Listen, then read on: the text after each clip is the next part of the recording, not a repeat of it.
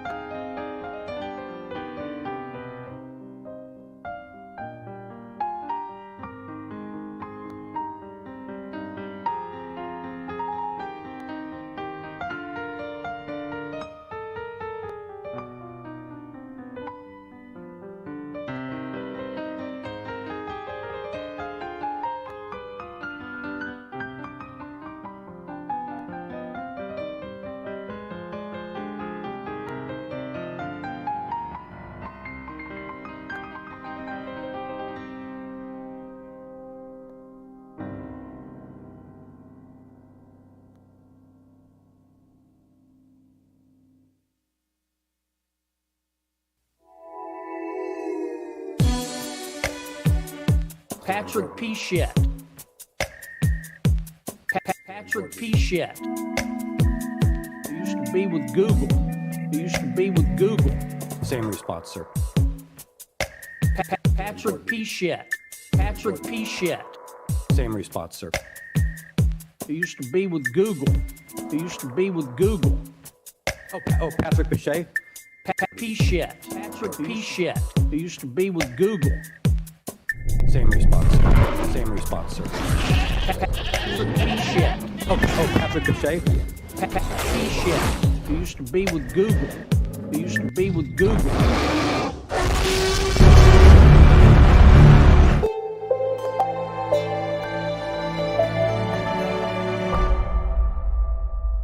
He used to be with Google. Guard against the acquisition of unwarranted influence, whether sought or unsought, by the military-industrial complex.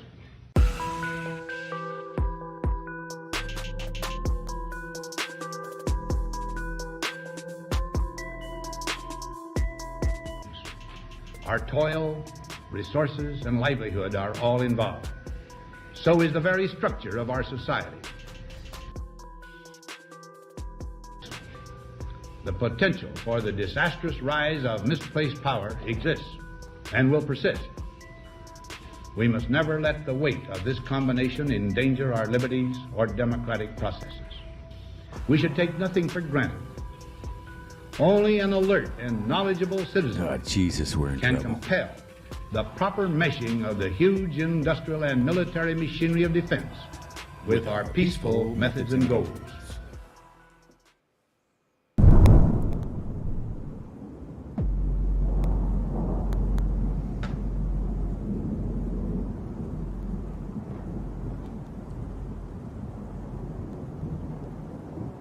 That further backdrop, what Millie Weaver was doing was she was going to release a documentary you can still see called Shadowgate, available at band.video. Also, I think currently still available on YouTube and different channels. On Friday, she was summarily arrested without any much explanation. She put out a short video while she was being arrested. The officers did not have an arrest warrant to give her, which is weird. And they said that she was under sealed grand jury indictment. They said something about burglary. What has come out since then, though I cannot confirm any of this, nor do I have direct access to the information. I cannot confirm or and deny. I may down the road represent Millie Weaver if this case goes in certain directions, but do not currently. So don't get the people too excited, Robert. yeah, exactly. Yes. So it's going to depend on a range of circumstances. To his credit, Ezra Levant, your friend, the guy you know up in Canada, the rebel, created a GoFundMe for her. He started it out at 20,000. I was going to tell Ezra, the lawyers you hire for 20,000 are not going to handle political cases. That's your plea. Give people just a 2-second upshot on how criminal defense works. Any lawyer who charges you a low amount of money is expecting you to plead guilty and not expecting to have to work the file. If they're expecting to work the file, because it's often hard to withdraw from a criminal case, they usually require a big flat fee up front, because they often cannot get out of a criminal case if you quit paying if they do any other structure. So typically, goes to the argument you were making about fees in the Keemstar case. A real ethical position, wouldn't you say? To give people an idea for attorney's fees in big urban areas, high-profile political cases, average hourly rate is, on Wall Street, it's $1,500 an hour now. A high-profile criminal case, $1,000 an hour. If you're at that's like $1 million Canadian. Mid-tier city, decent city, but million plus, but mid-tier, $750 an hour. Smaller city, $500 an hour. The lowest rate you get is, so top 1% of lawyers are $1,000 an hour plus. Top 10% are $750 plus. Median is $500 an hour. Bottom 25 is $300. They should just they should probably actually kind of reverse that. It's kind of like just start them all out at the bottom. Bottom 10% is $250. And imagine in a case like Millie Weaver, if you work at just 80 hours, just of attorney time, that's $20,000. So that's where it's hard to work a file correctly for a low fee unless you plan on pleading the case. So you'll get a lot of you call up and say you got a DUI misdemeanor, lawyer might say $5,000, $10,000, $20,000. That's because he just anticipates doing one day at work, no more. And his whole economic model goes out the door if he has to work the case. So Millie Weaver suddenly gets. It's a lot of people. Some people have made that argument that they got $100,000 Canadian, actually like 100,000 American, I think it was like 150,000 Canadian, or whatever it was. But if you listen to him describe this, that's actually kind of like what you would need for 3 people to be represented. Gets arrested. They allege burglary. What has come out since then, but it hasn't been publicly confirmed either by Millie Weaver or the courts, is apparently Now, pay attention to this, my friends. We'll do the opening here in just a moment. The reason I wanted to start this out with this is because what he's saying here is pretty much exactly what I was told and was being told at the time this was happening. Parent was at her house some months ago because of the pandemic-related issues, was there at the house, saw a bunch of documents that she was looking at for her Shadowgate documentary, may have concluded that took photos apparently of the documents. The phone was taken from her because they were trying to protect the documents, gave her a new phone, and purportedly that's what may be, because she doesn't even know. I mean, she hasn't disclosed anything contrary yet. That may be the basis of the allegation of burglary, obstruction of justice, burglarizing records, obstructing of justice, something else with evidence, and domestic violence. Yeah. Now, apparently her mother has said something on Facebook. I can't confirm that it is her mother. So it's interesting how Barnes Law, whom in full disclosure, I reached out to him maybe a day before he did this interview. I was told they were going to contact me back. Never did. Got ghosted by him. Reached out to him again when I was in LA about a year later. It's been a long day. About a year later, and tried to arrange a paid meeting. Like, he's an attorney, right? What's it going to be? A 500, 1,000, 1,500? What do you want? Want 1 hour of your time for legal advice. What can I do? What should I be doing? What am I doing wrong? This was when I was in LA for the premiere of Capital Punishment, Nick Searcy's documentary. I spoke to his people, but he never returned my call, ghosted me. I'm curious if he ever actually got a hold or represented Millie. That'd be interesting. And I'm also curious how he knew so much about Millie's mom and what was going on with her. That's important, what we're going to listen to right now. Because because the woman that went on to be my attorney, Kelly Sorrell, is the one who got that confession from Millie's mom that he's referencing here. So these things all tie in together, and what we're gonna do tonight is we're gonna have a conversation. By the way, welcome everyone to the American Awakening. PFC Bergy here, reporting for duty. Somebody said they wanted me to talk to somebody on the left. I don't know. Well, I'll speak to anybody, in fact. I got some pretty good shit going on tonight, okay? It's the best of times. It was the worst of times. And, of course, I couldn't tell you who quoted that, but I certainly didn't. What was that, fucking Poe or something? I don't know. Can somebody help me out here? There's 90% of the people in this thread's got to be more smart than me. Dickens, thank you. Thank Wicked. I'm just amazed I didn't fuck up the quote too much. So, yeah, the dude that writes all the Christmas things, Charles Dickens. So, if you go to freedomstream.tv, after 2 years of work on that site, postings and everything, it will show as offline. I had to take freedomstream.tv down today because I couldn't, I couldn't keep paying for it and still, do Christmas presents, even something small for my kids. So it was a no-brainer choice. Do I pay the services on that, which my support from Patreon, God bless you, which is about $450 a month, is only half of what I need to be able to cover the expenses for all of these things. Most of which I've either made up the different myself, or a couple people's amazing people like Kathy and others have been helping out as of the last few months. But you can't put this all on just a handful of individuals, and certainly on me. So that sucks because, like I said, go to freedomstream.tv. I got it backed up. Maybe if things turn around in the next couple months, I'll be able to, and I can properly fund it for, let's say a year, so I don't have to worry about it. I'll do it. I can put it back online pretty easy. But right now, we got Patreon. I got locals set up.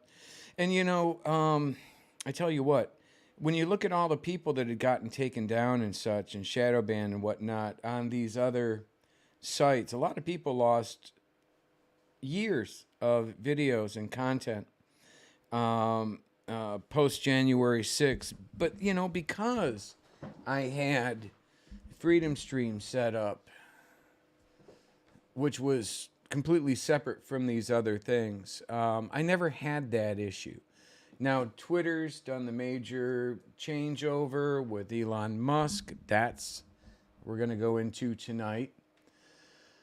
But, so things have changed. So I like to think that, even though it's been a couple years worth of work on that, it worked pretty good. I can't continue to take, I don't have the time or the money to be able to continue to dedicate to it until I can be able to afford to do it. It's going to be down. But,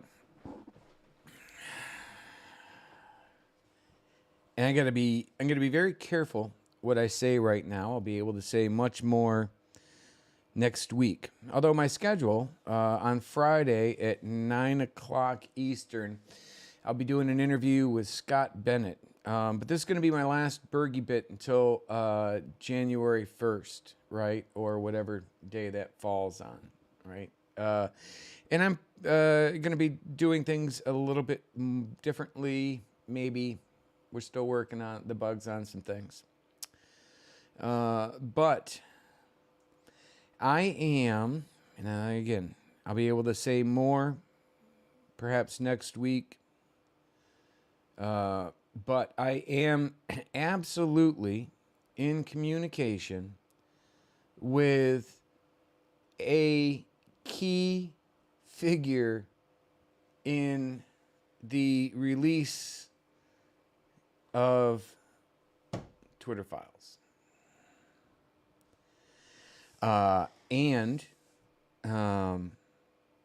as you're going to see tonight, what came out in Twitter Files 8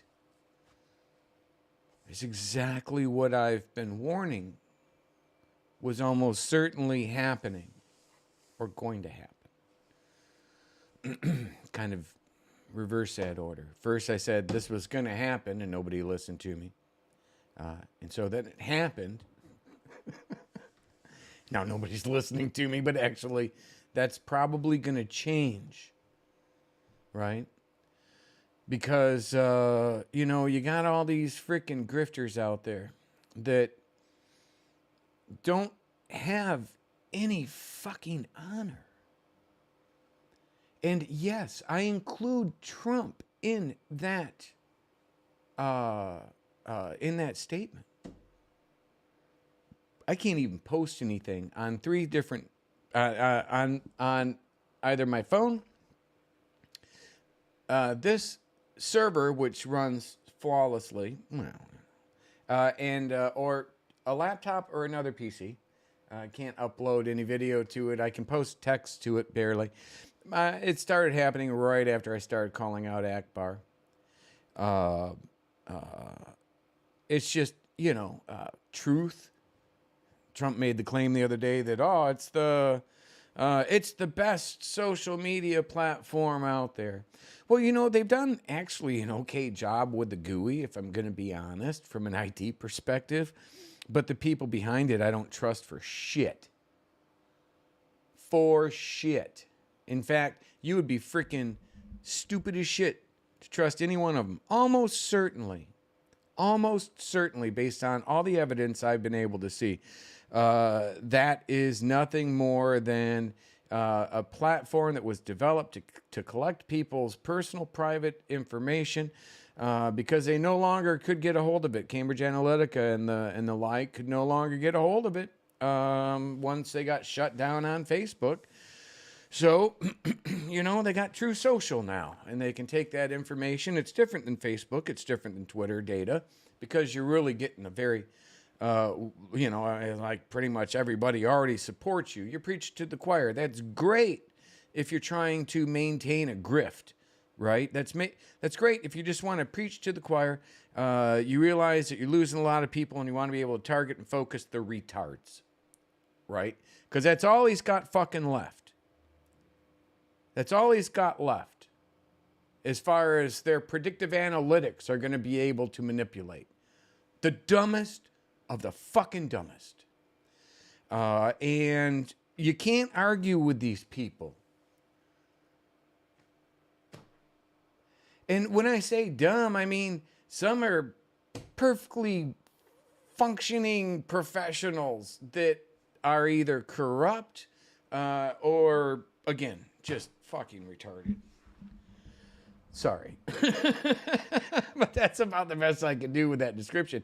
And they don't understand that these people are literally, they're like, everybody that follows Tori knows that Tori is claims to be a subject matter expert in predictive analytics and manipulation and all of that stuff. Collect your data, be able to pick out, target, blah, blah, blah. But they don't realize that she's doing it to the fucking retards right now, right? That's her target demographic. That's the only ones that are left, are the absolute dumbest of the dumbest that don't care about any facts, right? We're going to see some of that on display with the trial. I kind of had to throw the Kari Lake trial into this because in the segment I'm going to focus on tonight is by a guy who is there testifying. He is a subject matter expert, I suppose. His resume is almost identical to mine. He was an information assurance security officer with the Department of Defense for about 9 years. I was for 10. I don't think he has a military background, but he likes to shave his head and look like he does. If he did, he would have mentioned it when they were mentioning the different things. He's a fucking contractor that never made it through the military, I'm pretty much guessing. He's an accomplished cybersecurity guy. We're gonna meet this guy. He's on testimony, but literally everything that they're doing and saying is just so full of shit, and they're getting called out in this trial.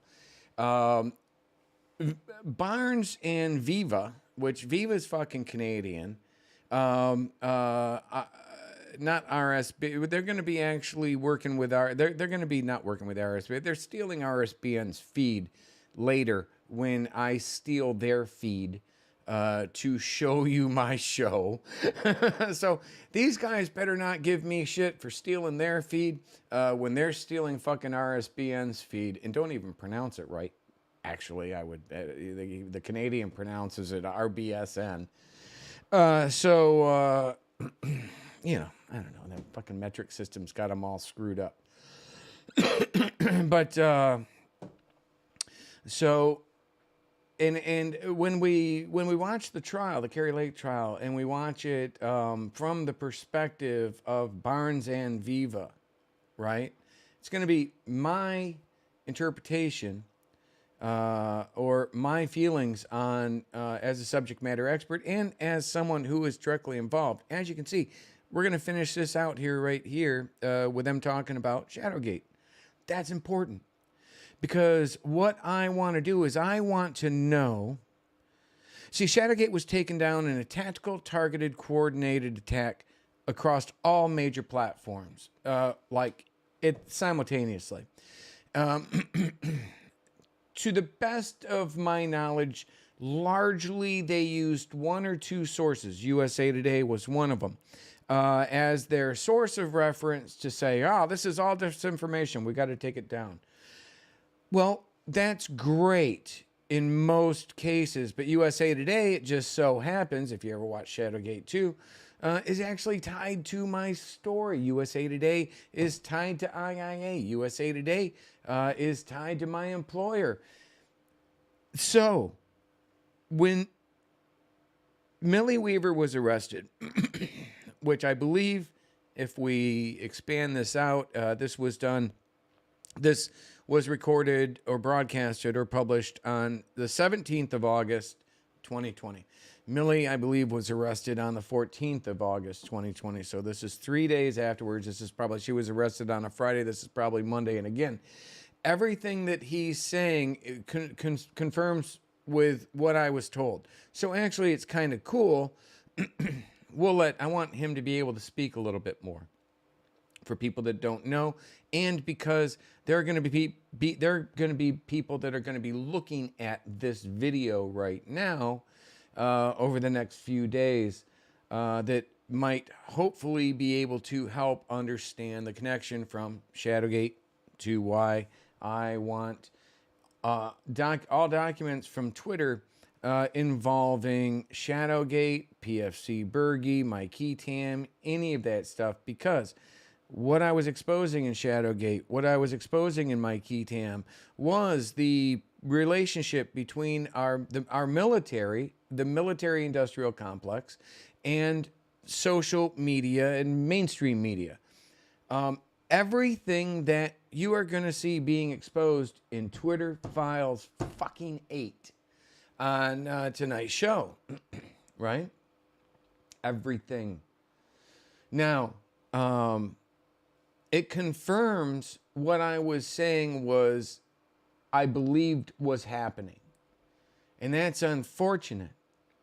Because I'm not saying, I wasn't like trying to expose Twitter based on, or the military and their influence based on something I did. Because, and that's the problem, right? Because Keys to the Kingdom, right? That video of myself and my team out in Iraq, how, the colonel wanted the keys to the kingdom. We all did. It was, what did that mean? It meant we wanted our hands to be untied because it was so difficult to do these things online that we were being asked to do and maintain compliance, which we always did. That was one of my jobs in compliance as an information assurance security officer. But to maintain compliance, and one of those rules of maintaining compliance was constitutionally, the military, not the government, not State Department, not CIA, not FBI, not any of those, not Homeland Security, the military cannot psyop Americans. The military cannot be used against Americans on American soil under any condition constitutionally. Right? So, and unless somebody's, and it was my job to make sure that didn't happen. But I knew these guys wanted it so badly, they would never be able to resist. They were going to figure out a way to do it, to get around the system, and they fucking did. And the Twitter Files reveal exactly what I knew that they were going to do, but I knew was wrong because nothing's changed. Oh, Smith-Munn Act, Pat. No, Smith-Munn Act doesn't apply to the fucking military. It applies to the State Department. It applies to PBS, Corporation for Public Broadcasting, NPR, State Department. Now, sometimes our military will work with the State Department, and you know what the military guy says when it gets involved in that? Oh, I got to step back. You know what they didn't say, according to these Twitter emails? Oh, I got to step back. No, they were like, how can we streamline this process from CENTCOM, which I'm going to just take an educated guess and say was probably going to be somewhere out of like the JMISC, Joint Miscellaneous. Google that. I'm just guessing, you can look and probably figure out. Scott Bennett worked a contract for the JMISC. That's one thing we have in common. And that's one way that I know, at least kind of for myself, that, at least that part of the story of Scott Bennett is accurate. He's worked with, because, you don't, you turn here and, that building there, and, he knew the fucking JMISC. And if you know the JMISC, that means something that 99.99999% of the people on this planet don't know. I could probably keep going down to a smaller number, percentage-wise. So, okay. But I don't know if it was Trump, his White House, that called for Milley's arrest, that used... See, according to Matt Taibbi, the guy that looks like that guy from the 70s show. According to Matt Taibbi, the Democrats had like a direct line going into Twitter, and this is during Trump's administration. And Trump's administration, the White House, had a direct line going into Twitter. And, you know, by the way, as soon as Biden went into office, who do you think took over that account? I'm just saying. People. Now, can our government do that without being constitutionally? Actually, I don't think so. But it's for a completely different reason than the military can. And that's out of my AOR, above my pay grade. Fuck, I'm a PFC and not a very, good one at that, right? But if this dumbass PFC, who was an information assurance security officer with the Department of Defense, again, for almost a decade, and then another decade on that commercially, if he could figure this out, then these guys know what they're doing is wrong. So, I want to play some more of this particular thing because of the discussion. I don't want to interrupt it too much. But again, he's explaining exactly what I understood was happening and what I believe ended up largely being confirmed with the release of the sealed indictment, and other evidence came out after that. With Milley's arrest. But I have so many more questions about these guys' involvement, especially the Canadian. There were several freaking Canadians that were deeply involved in the incitement of January 6th. I don't like that, right? I joke around about Canadians. Their fucking quarters piss me off and shit. I was originally born in Michigan. And Michigan people have it's kind of like if you're black, you can say the N-word. Well, if you're from Michigan, you can say the C word, right? And this guy on the left, he's the C word. The guy on the right's the B word, Barnes. He's from America, I believe, but he's also very tightly connected, as I understand, to InfoWars, right? You like how many in my opinions and shit I'm throwing in here when I'm assigning any criticisms to either of these fucking attorneys? Well, mostly Barnes. He looks like... he wouldn't give two shits about throwing me under the bus. Whatever pays his fucking bills, right? So, no, I don't like to piss people that have exhibited to me zero moral or ethical compasses. And again, I've tried to, I've actually reached out to his office a couple times, once immediately after Shadowgate. And then, all that shit happened with... Alex Jones. He represented Jones at one time. I don't know what the fuck to believe. I can just say that I highly question, based on my personal experience, I highly question Barnes here with his involvement in this, even in Milley. And then, so if you look at what happened to me, if you look at, how Milley turned on me and all these other things, he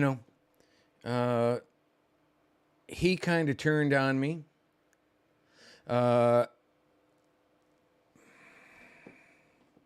Like to find these things out, but let's continue. Her mother said that while she originally went to authorities, she had told them not to go forward at all. I find it extraordinarily suspicious that this case justified an arrest. A secret indictment to begin with. So I put on my video. It reads just like Julian Assange. All Assange did was receive records from a government whistleblower. They allege he helped encourage it. So what? That's every reporter in the history of disclosing whistleblower records. I've never known a reporter to say, no, whatever you do, don't get me those records. That isn't what they say. So the criminal law has always said. That's kind of like what Sarah Carter and Judge Pirro said to me after they had already gotten them. But First Amendment purposes, You cannot put somebody in prison for disclosing records, regardless of whether those records were originally stolen, unless you personally stole those records. So he mentions, if he didn't already, that there were 2 whistleblowers, myself and one other person in the documentary.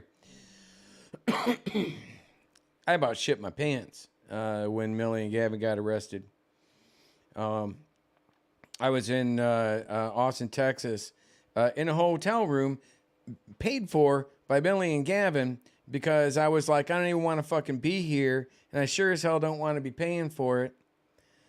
Which Tori later went on to be like, oh, why was Bergy so mysterious in Austin? Well, because they fucking Millie and Gavin sent me there just to arrange a meeting with Alex Jones. That's what, Tori is such... She is just so full of shit in everything. Truly one of the most despicable people I've met in as long as I can even remember. And that's the God's truth right there. And so that's deeply problematic if they're trying to use the theory against Assange, where they're saying if you encouraged it, now it's suddenly life in prison. Are they doing the same thing to Millie Weaver right on the eve of her releasing her documentary that's all about this kind of illicit activities? Well, so here's the pushback that and people are right to raise it. It might be our bias that it might very well be coincidentally her mother came to stay with her during the pandemic, witnessed child abuse between the parents, videotaped it, recorded it, whatever. Millie and her husband tried to steal the phone from her mother, which hence the domestic violence charges, hence the tampering with evidence if they tried to delete the video from the phone, hence the robbery. I think it's been changed to robbery from burglary, or at least that's what's been clarified. So that may be the entire story, and then just jumping to the conclusion that it relates to the documentary or the release of the documentary or any of the documents obtained in that context is a leap, an unsubstantiated leap that represents bias or predetermined direction we want to go in. All I would point out is that that's exactly how they started out the Assange case. They said Assange was being charged with sexual assault. They charged him with rape charges. Those rape charges were bogus. He never raped. By the way, for people out there still think Julian Assange, he didn't rape anyone. The allegation. So again, what Millie and Gavin and her brother actually did is kind of irrelevant. That's what he's saying, right? Whether or not it was something that was triggered by this or not, nonetheless, there's a connection. Let me let him go on here. Was whether or not it was his fault that the condom didn't work. Well, that's I'm referring to Viva's devil's advocate position here. So someone emailed me on this as well, because I did a series on Julian Assange back in way back when. There just hasn't been any news. The allegation was that he removed the condom during sex, which under Swedish law can qualify as sexual assault or rape. That was the allegation. He had consensual sex, but alleged to have removed the condom during the sex. And in one case caused it to break, because in one case it was a broken. But it was like, what happens if you just get a flat? Well, for one thing, that to my knowledge, that has never actually been prosecuted anywhere yet. Thank God. Because I would say there's a lot of NBA players, a lot of celebrities, there's a lot of people that would be like, she told me she was on the pill. And or let's just go out and say, like, pretty much every fucking military-aged male on the planet. And then all of a sudden I'm on child support. Do we want to call all of that rape allegations? I mean, that to me is insane definition of sexual assault. Well, and apparently Sweden has some of the most insane definitions under the law. It probably does. In other countries. But probably selectively applied, because some of their way they've applied them in. There's some other immigration-related contexts where they've applied rather generous provisions to letting people out, that culturally somehow sexual assault can be excused. So it's the woke nonsense. The only thing get back on the right fucking subject, would you please? Because their public health officials are so irascibly. He's got the glasses. The last good Swedes left in Sweden, but the Viva's got the glasses themey thing going like Tory does. But either way, it breaks down. What do you want to bet? Julian Assange's accusation at the time was that this was entirely being politically manipulated to get control over him for U.S. prosecutorial purposes. Ultimately, all of the rape charges were dismissed. by the Swedish authorities. There was Now, someone said over on YouTube that I hitched your wagon to grifters Jaco and Bennett. Where's the honor in that? Well, you know, I'm extremely independent. Everybody who fucking knows me knows that.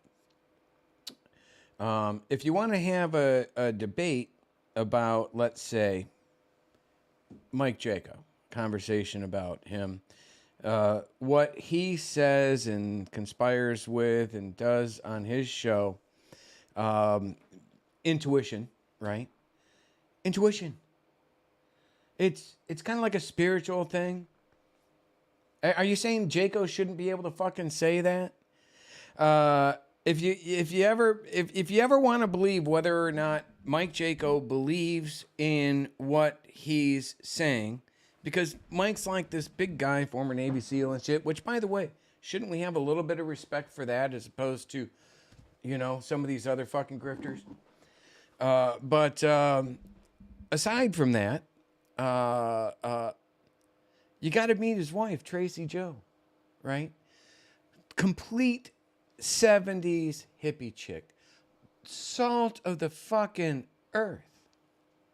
Good person. Would an executive on Wall Street probably agree, you know, sit there and agree with everything she says if you sat down with her with a conversation? No. In fact, a lot of people will be like, oh. But if you really wanted to have a good time, that would be like the best time in the world. Right? Mike Jaco, fucking great stories. Good people. He's not out there, at least to my knowledge, I don't follow him that much. But for his show, and he's going to go on with other people too, and he's going to have other people on, and they're going to get into some shit that gets pretty fucking deep and pretty crazy. I kind of like some of that stuff. I do. Sue me, right? That is different from, and just by the way, if we're keeping the conversation as it relates directly to Shadowgate, and my area of responsibility, AOR, then, you know, I met Mike Jaco because Kirsten W., God rest her soul. I miss Kirsten. Don't even get me started on that. She passed away just after, just like New Year's of last year. I spent Thanksgiving with her and Mike at her house. Why? Because Kirsten W., right after Shadowgate, was calling out General James Jones. I was like, oh shit. Nobody was doing that. And she's like, you know, and I'm like, I gotta fucking talk to her. And I did. And she was an awesome woman. Crazy, cool, past. She was the stripper in Oliver Stone's movie, The Doors. Or not the stripper. She was the chick in the back seat of the car with that was topless, right? So don't just assume anything like with me and these other people. There's a reason for this. And by the way, you know, just if somebody's out there pushing intuition isn't like a fact, right? Like, these guys will discuss facts. They're attorneys, a lot of which aren't factual. You're going to find 1,000 different facts that were thrown around as it relates to the voting machines and such, that at their core were started and based on misinformation and disinformation. And does that information go and stream out to people at all different levels across these platforms? Yes, it does. and that's unfortunate. It did to Searstons, you know. You don't have to always agree with someone, at least on a personal level. If you know that they're a good person, you don't necessarily have to agree with all of their maybe political opinions. Oh wow, newsflash, right? Now Scott Bennett, he's got an interesting fucking story. Do I agree with his political positions on a lot of them? No, I don't. Do I believe that he has actually played kind of an important role in all of this? Do I believe? Yes, right?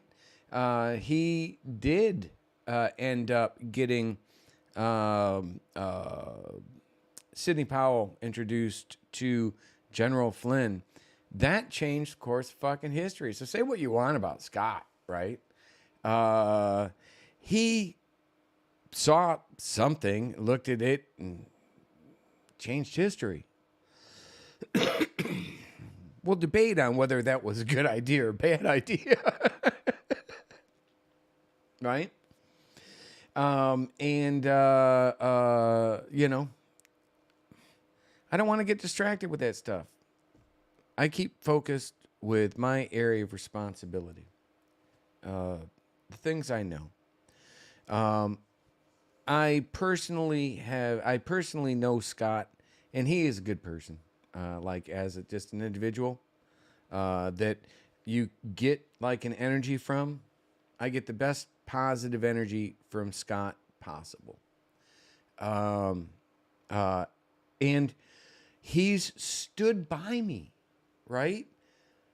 When all of these other people were like, oh, we're going to side with Tory or Millie or Gavin just to keep from getting in trouble and everything, he knew the truth. He was there, and he stood beside me.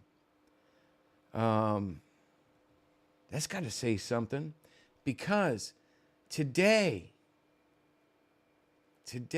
you'll see that the people that stood next to me were the ones that were right.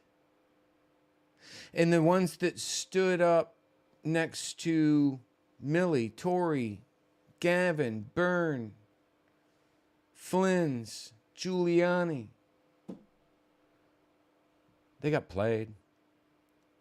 They got played on a scale that uses the definition, that uses the word that can be described as coup d'etat on our country. The whole January 6th committee, all they spoke about was the misinformation and disinformation that was being spun up to Trump, who just fucking ate it right up because he's got this narcissistic personality. It's like, you know, yeah, I can sell that. Well, I don't agree with a lot of the things that he did or said. I think the events of January 6th changed so many good things that he had done, in my opinion at least, and a lot of people don't agree with that. But I think that prior to January 6th, he could have had a really cool, respectable legacy as a president, and even ran again at a later point. When we were in D.C., that was the argument I was making. Scott Bennett will back that up. He was in the rooms where I was saying this, saying, listen, just tell Trump to fucking step down. Scott will remember, I guarantee you, Scott will remember this. I said it so many fucking times, right? This is not a rescue. It's a recovery. Big difference. Rescue, there's something still alive. Hey, move, snap, snap. They're probably going to be dead soon. A recovery is like, oh, fuck, what a mess. Let's start looking downstream for the bodies, right? And how else could you describe January 6th but a fucking disaster? Ruined it. For me. And if you don't agree with that, I get that. That's cool. But if you don't think I have the right to think this, then you're kind of being a dick and a hypocrite. So let's continue. This is probably going to end up running the show late, I'm telling you right now, because this is way too important. I haven't even got started in the stuff from the trial, but maybe we won't need to. The important thing right now tonight is this. Let me finish up with this here, and then let's go into that. Was reason to believe that it was a setup in multiple ways, and he's now jailed waiting extradition, which would not have been possible but for those rape charges originally being brought. So my view is always what I tell people. Maybe it's a coincidence that they're bringing these charges right on the eve of a documentary coming out that implicates deep state actors and various nefarious activities with two different whistleblowers. But in my personal professional experience, it is generally ill-advised to presume that coincidence is a coincidence. Well, Okay, so again, we're probably not going to. So listen to what he said. Even if it wasn't for sure, it's just the coincidences are too crazy to not acknowledge. So proven otherwise. and so even let's just assume total coincidence, totally unrelated to everything. It's about child abuse. That's why they got both parents. I had an Ohio attorney. I vetted just to make sure they existed. I don't know anything more than that, which is why I would love to know more on that. Was that fucking potato head that works for Tory that filed that false claim against me, that false DCMA claim against me on Twitch? I don't know. What do you think? There's a bunch of freaking sociopathic Tory-and lawyers running around Ohio. Shit, I guess the odds are actually worse than I initially thought. Shit. so I won't use them as a source. But apparently, under Ohio law, it is incredibly rare to get a sealed or a secret indictment, which is a sealed indictment, for robbery and even for domestic violence, especially if it's a first case of accusation of domestic violence. So exactly. Not only that, sorry, go ahead. I'm going to say, so even if it is the total coincidence, has nothing to do with the documentary, that. Oh, and hey, Rashalo, right? Cool. Thanks for saying that. And I would just add, right? The fact that Michael Jaco, for whatever you think he might be, his motives are, the fact that he and he alone, or like Scott Bennett, one or two others, the fact that these people are the only ones that put me on their show, let me talk and say whatever the fuck I want. They and question me. Great if you do. Usually they're just kind of like, holy shit. So if he does have some sort of motive, right, like some sort of deep state motive, I don't know what that would be, right? Because again, how do you say one thing and then he has me on? Obviously, he's just searching for the truth, in my opinion. That's just, we're putting things together. Even then, it's totally unheard of to have a sealed indictment executed on a Friday afternoon, taking both parents, leaving the kids alone, based on a squabble over a phone and some pictures, and what would otherwise be, from what I understand, first charges of domestic violence. And the second irregularity is the time delay. If it's accurate, that was her mom's statement on Facebook, she was saying this happened months ago. I've never heard of them coming back. They usually bring it right away if they believe the case. Why multiple month delay? And so the other aspect of this is the hold, which you've noted being held without bail pending a judicial hearing on Monday. That may violate the excessive bail clause, depending on how they're doing it. They used to do it all the time. They'd pick up people late on a Friday to stick them in jail because they say, the judge not available till Monday. So that's deliberate. That's prosecutorial manipulation of the arrest timing for the purposes of creating the worst possible coercive conditions of being locked in jail. And over the weekend is the worst. They bring in all the worst people over the weekend, be stuck in with to not get bail. I've almost never heard of this.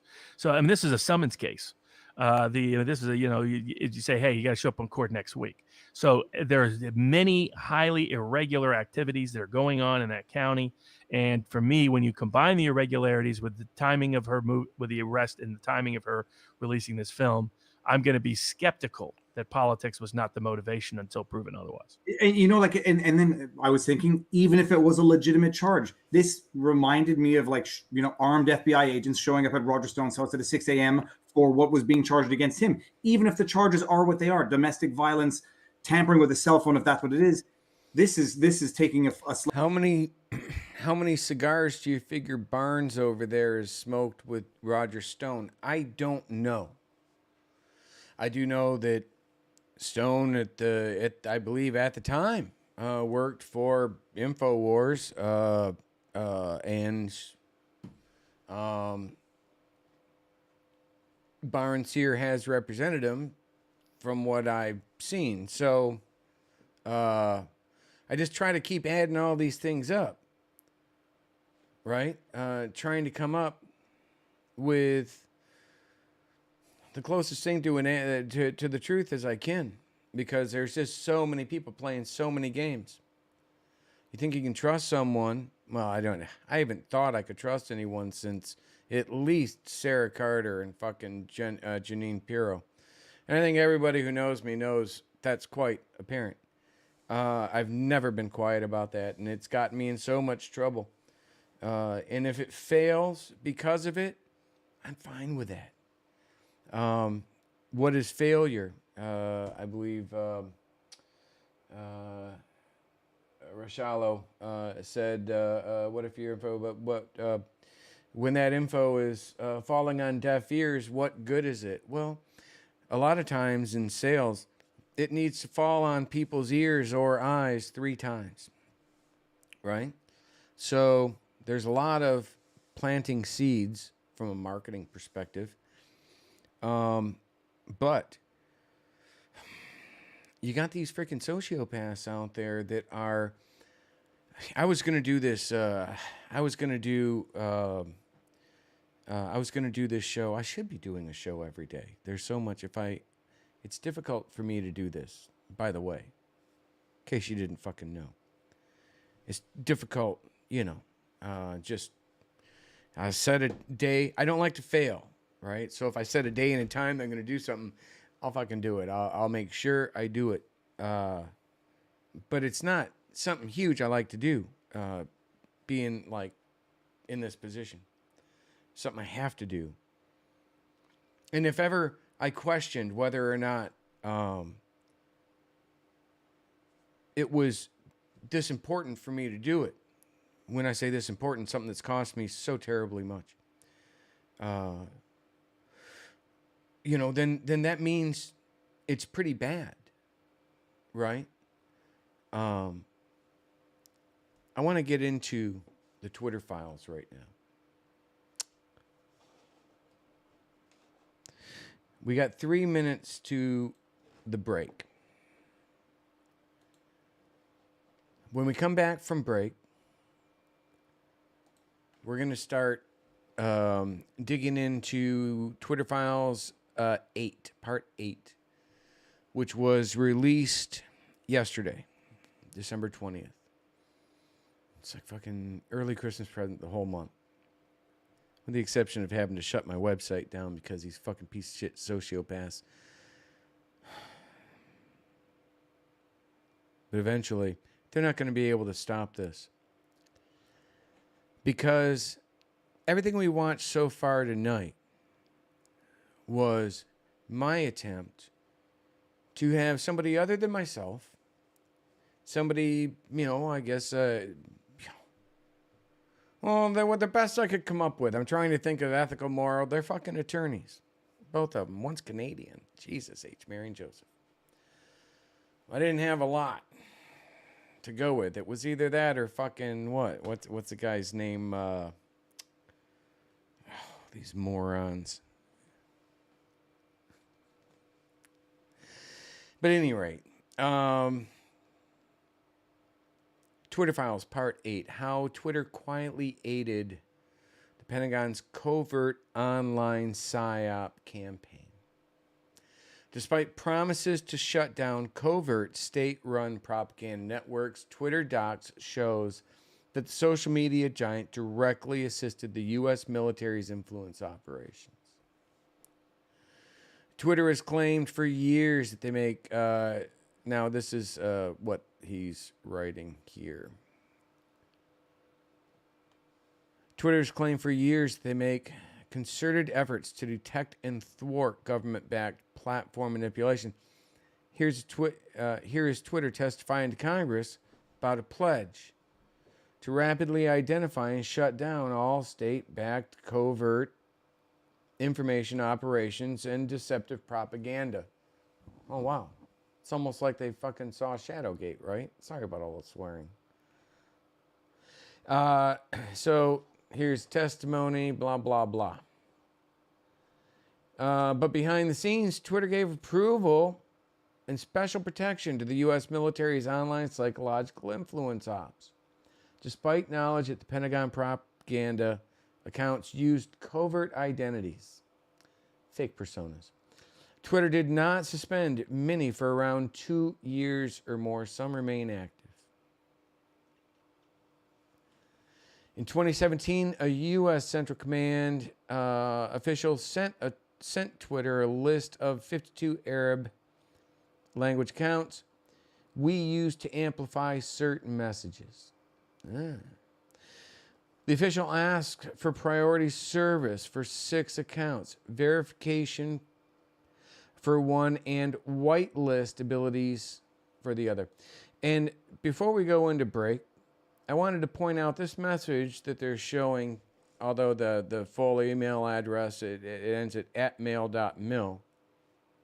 It's like to point out, caller, Nathaniel B, CTR. That CTR is on all, it represents contractor, right? So it was a contractor at CENTCOM. They get a mail.mil email account, but the contiguous namespace of the CTR domain, the contractor domain within their enterprise email environment, an Active Directory environment, of which I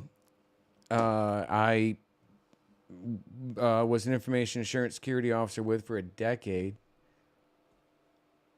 That's going to become relevant when I get back when we get into the trial. I'm going to go for a 10-minute break right now.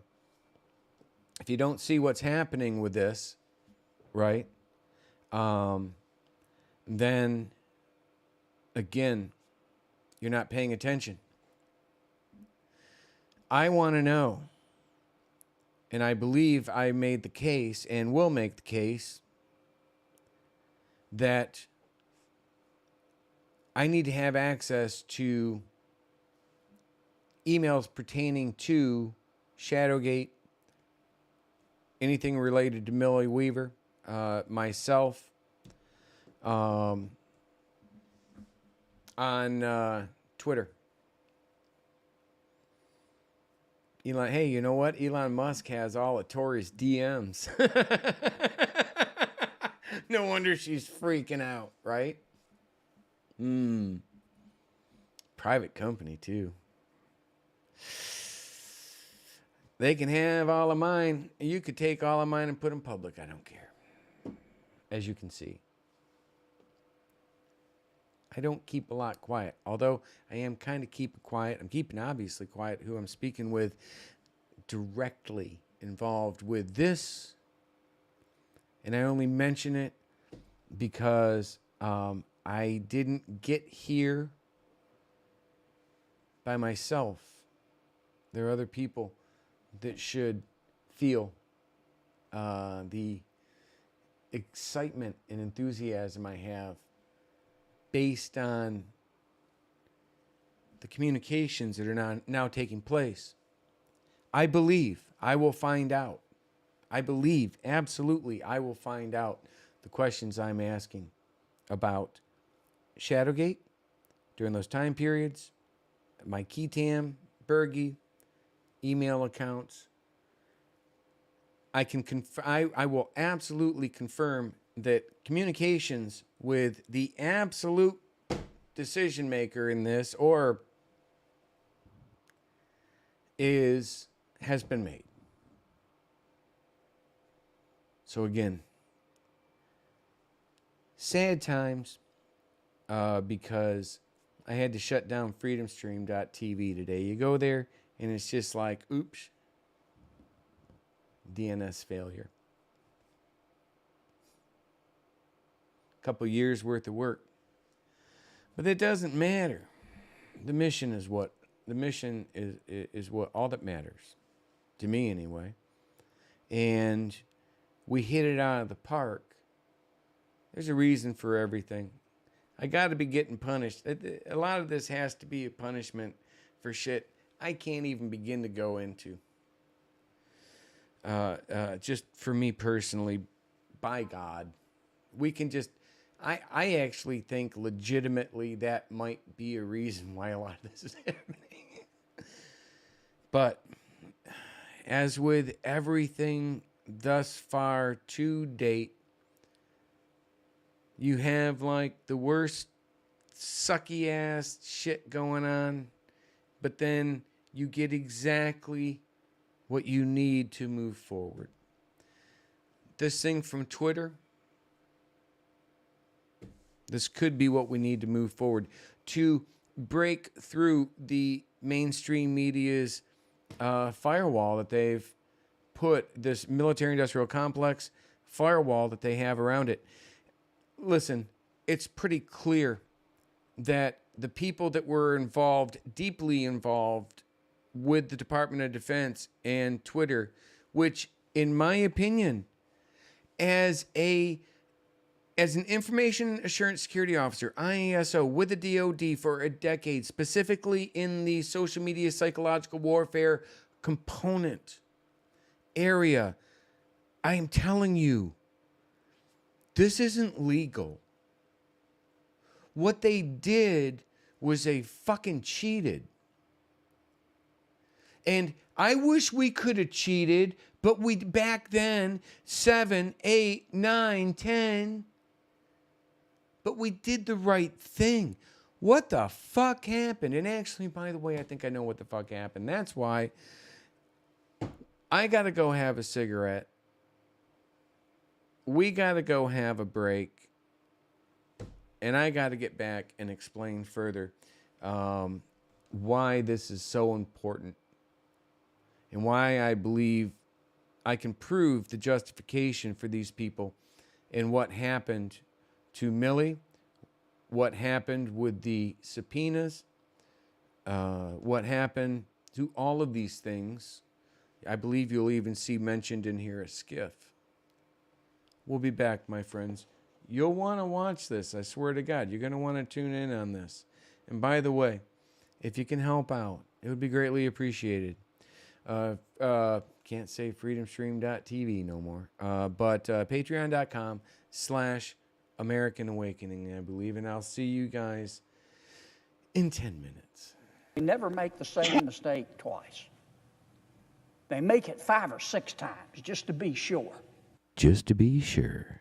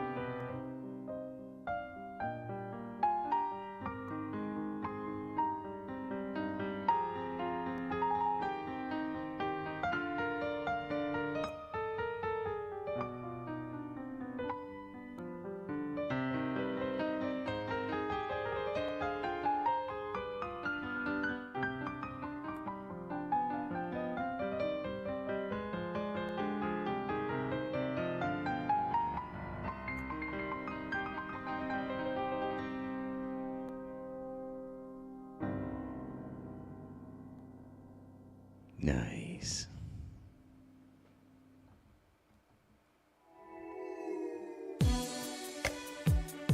Patrick P. Shit. Patrick P. Shit. Patrick P. Shit. Who used to be with Google. Who used to be with Google. Same response, sir. Patrick P. Shit. Patrick P. Shit. Where did he work, Same Senator response, sir. Kennedy? Who used to be with Google. Ah, he used Who to be with Google. Google. Oh, Patrick Pichet. P. Shit. Patrick P. Shit. Who used to be with Google. Same response, sir.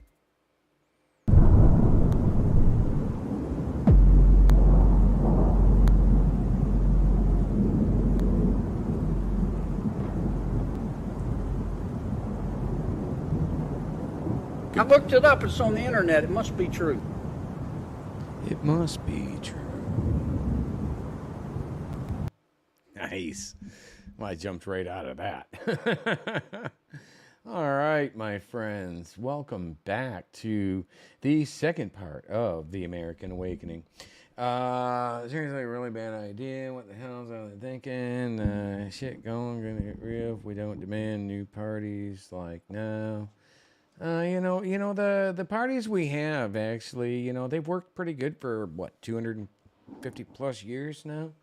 Are we sure we really need to throw the baby out with the bathwater? I know things don't look great. I'm not making that argument. Marketing guys, lots of those. Whenever there's a bunch of car salesmen flocking around like vultures, there's probably a scam going down. That is true. I sold cars poorly for about 9 months. I hate that it does that.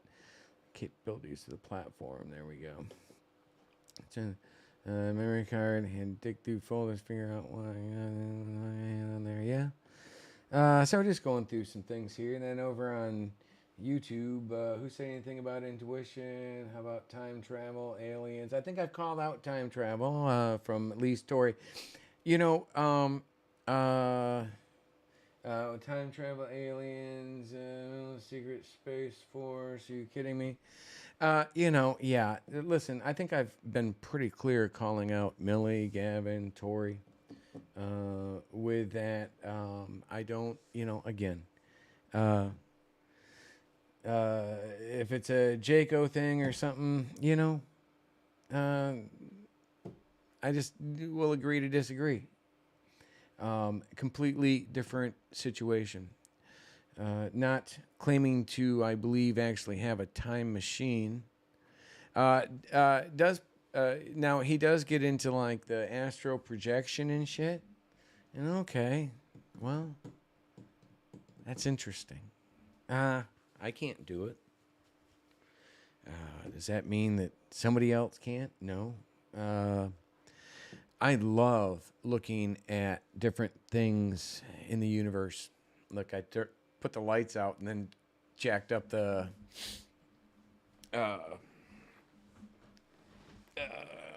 the settings, whatever the fuck it was on there.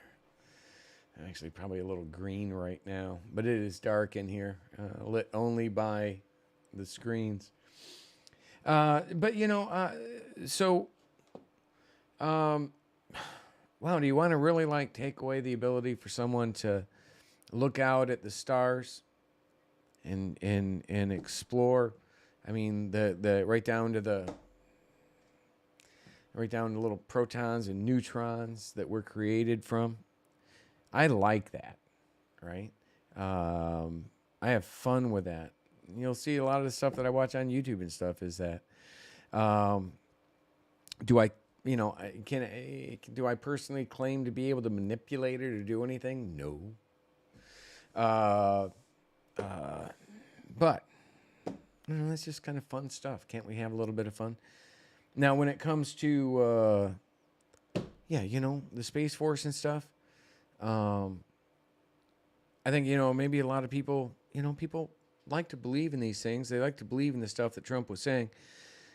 I think I think though at this point, as enough information has come out, people are saying, "Wow, I just need more before I'm going to be jumping on board." But they have enough people, even if it's only a small percent, they have enough to continue to be able to spread their lies. And they do that by using their supporters to actively engage, target, dox, destroy, whatever it takes, lie, whatever it takes. A lot of times it's not even their supporters. A lot of people do this for hire. That's another video I wanted to be able to get into the other day, or show the other day. Like I said, I could probably do review one a day if I wanted to, if it wasn't so long, you know. So it might be a platform type of thing that I'm going to after the New Year's. But for right now, we're back with this. Okay, so the same day CENTCOM sent the list. Twitter officials used a tool to grant a special whitelist tag that essentially provides verification status to the accounts without the blue checks, meaning they are exempt from spam and abuse flags, more visible, likely to trend on hashtags. So being that I'm literally going to be absolutely and continue to say that this is not legal for the military to do, I see a lot of motive, and what a police look for, means, motive, and opportunity. I see a lot of means, motive, and opportunity for people doing things that are illegal, and to be able to continue to do things that are illegal by suppressing the things that were related to Shadowgate and Mikey Tam and the things I've been trying to get out for a long time. CENTCOM accounts were on the list. So let me go into this story, right? And what do we got here? Oh, there's somebody actually so awesome that's watching right now. And I tell you what, when this is all said and done, I owe this person so much, it's not even funny. And I'm not talking about the investment they made into the business, which I, will take care of someday, somehow. I know, like through these books or something. As soon as this gets out, and these pieces of shit that have used every morally and ethically bankrupt means by which to destroy me, my business, credibility, everything around me, friends, attack. I'm not even going to say this person's name because they'll attack this person. They'll attack their families. They don't care. The people that are running the show, the Flynns, the Tories, they are in these positions because they are brutal.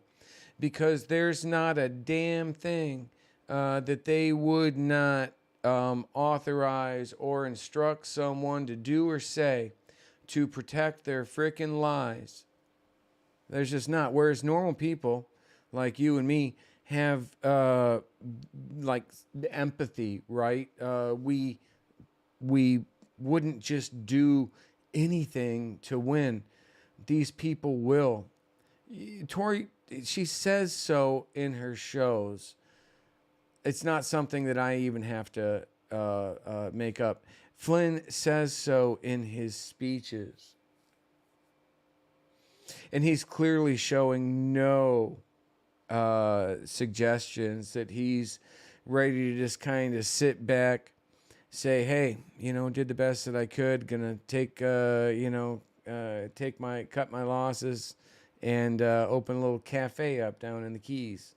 Be a great idea, General Flynn. You're almost there. Just keep moving further south.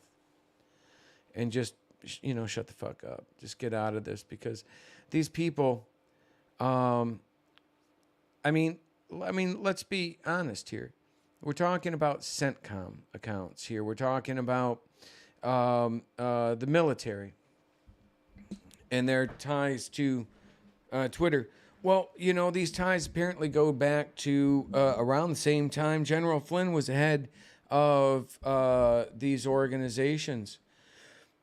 Did he maintain assets that he had in the military, like Laura Logan? I consider her, personally, I consider her just to have been, a government asset. not a journalist, in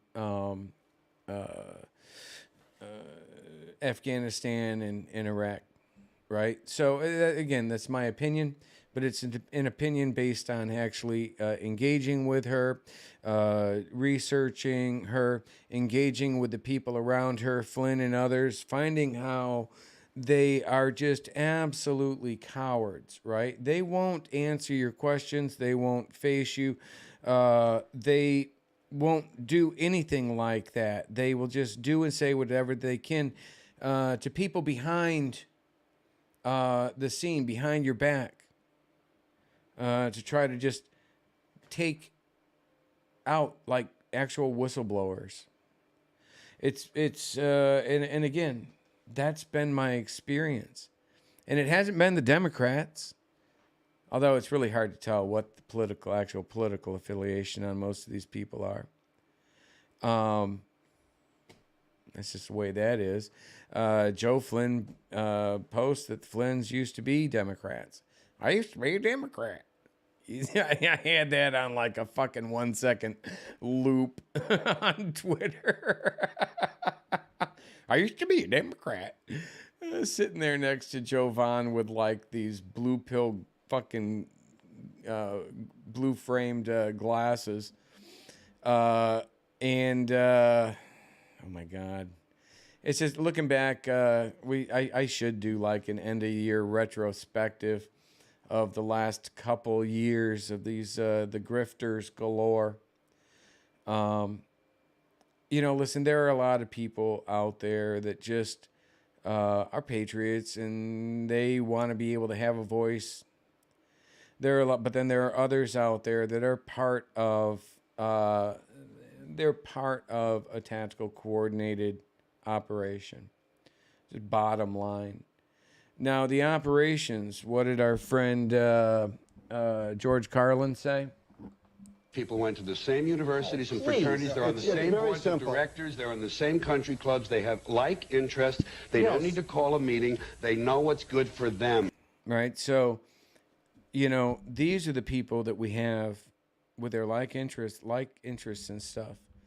But where you really get the problem is where the like interests people meet up with the true hardcore sociopaths, right? And that don't care really about the truth. They're looking at this like, ooh, look at all this. Look at all these new things with the human mind we can exploit through these new technologies. Whereas others look at it like, wow, look how we could bring everybody together and make the world a better place. It's just astounding. There is this dichotomy between those two, and there are people that have those two completely divergent dichotomies in their philosophies. You get that, but yet they can still be functional Americans, right? It's when you don't care at all anymore about what the truth is. Again, I go back to some of these people. Most of these cowards won't even have me on. But people like Mike Jaco and Scott Bennett will.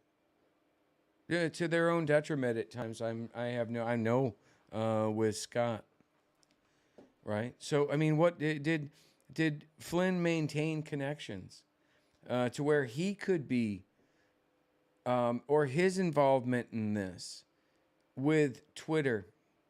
I mean, most of these things would have been put together based on the emails I'm seeing. He said going back like 5+ years. Well, now you're really starting to get into the range where Flynn was just leaving office. And so, so I wonder, was it the Democrats? Was it the Republicans? Was it Flynn? Was it people? Did Flynn reach out to people within Trump's White House behind Trump's back or with Trump's knowledge and say, holy shit, this chick just got arrested. This documentary is going absolutely viral right now. Millions of people are watching it. They watched her arrest. Now they're watching Shadowgate. But the Shadowgate's exposing this relationship that we used through in the 2016 election to give you, President Trump, a competitive advantage, morally and ethically bankrupt competitive advantage in the election, right? I could absolutely see that scenario taking place. So we got to shut this up. We got to cover this up. Use your connection at the White House to go to Twitter, go to YouTube, go to all these places and tell them shut down Shadowgate now. It's exposing what we are all doing. And by the way, it's illegal. It's illegal for the government to do it, and it's definitely illegal for the military to do it. Means, motive, and opportunity. That's why I want to know what was said during those days where a tactical coordinated takedown worldwide across all major platforms, which could only have been done by organizations and people as described in Twitter files 7, 6, 5, 4, 3, 2, 1, showing how those connections were made. All very interesting. I want to go.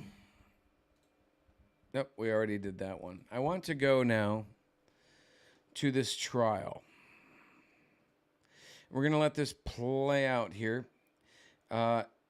As you will see, you can't see him right now, but this is Kerry Lake election contest trial, and I hope it still works because the live version is probably still over. This was actually live when it was playing, but I haven't refreshed it. This is where we want to be, around 5:53, in case shit goes south. So we'll see how well this plays.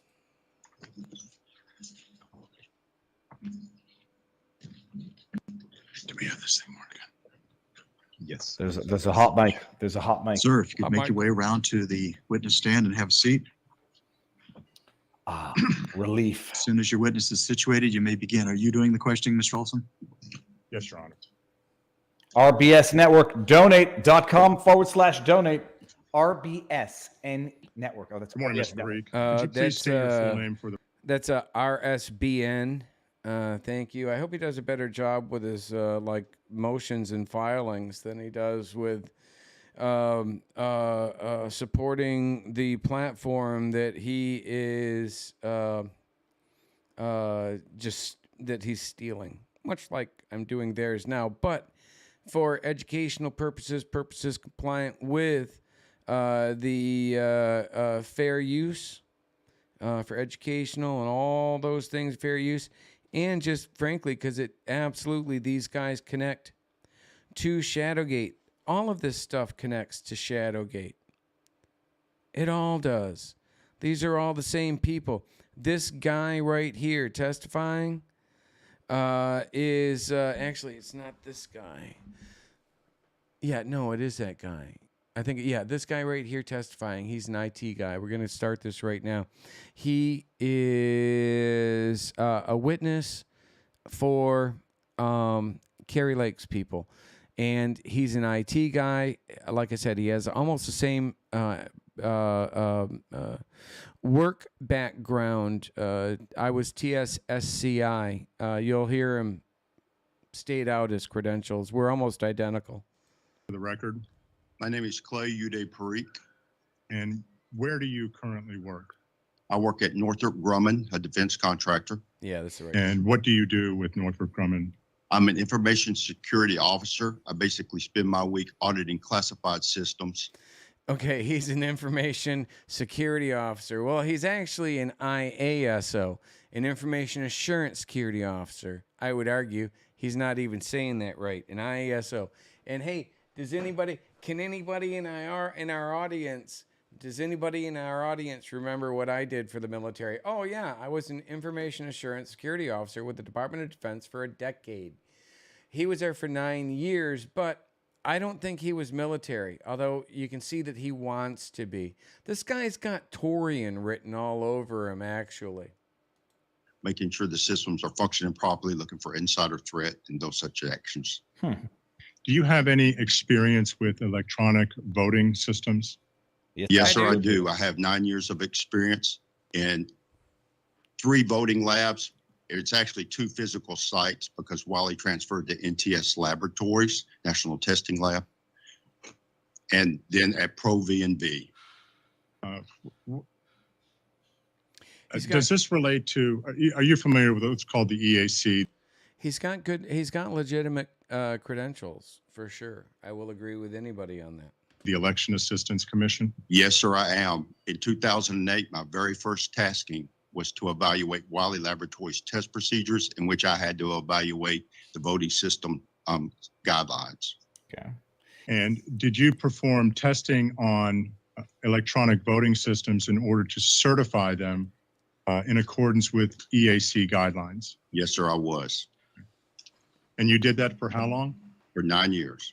And that was through Pro V&V, a voting system testing lab? I was through a professional staffing company, and that's how I was contracted on, because they had none of the labs had a permanent security specialist on their.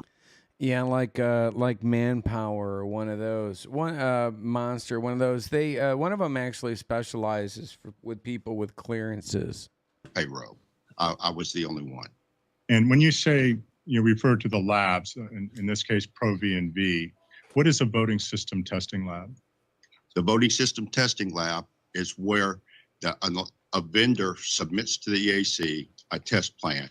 It gets submitted to the EAC, it gets approved, then they go to a voting system test lab. There's a project that's done up, and they get tested.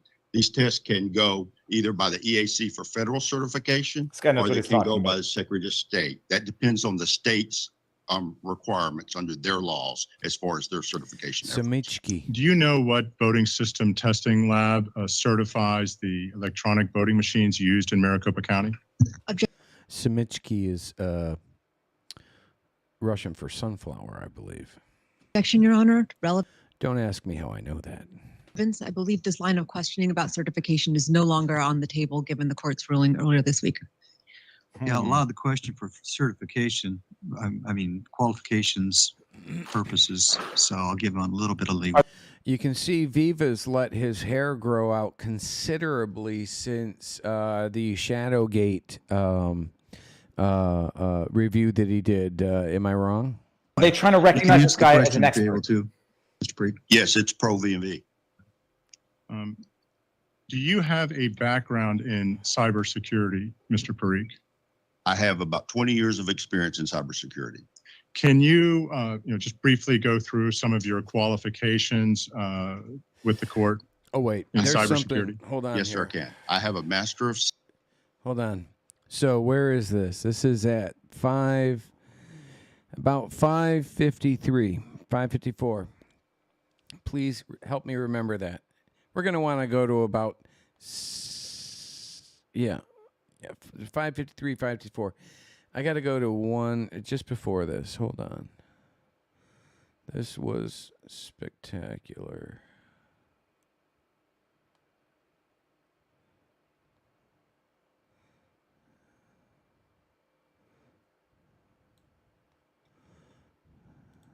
Archived storage devices and store those. Here we go. Hold on. This is important. I shared this out earlier.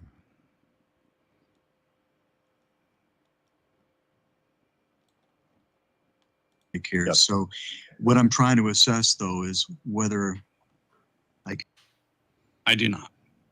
Would it require 2 different ballot? Oh, no. Here it is. Hold on. The first guy. Hold on.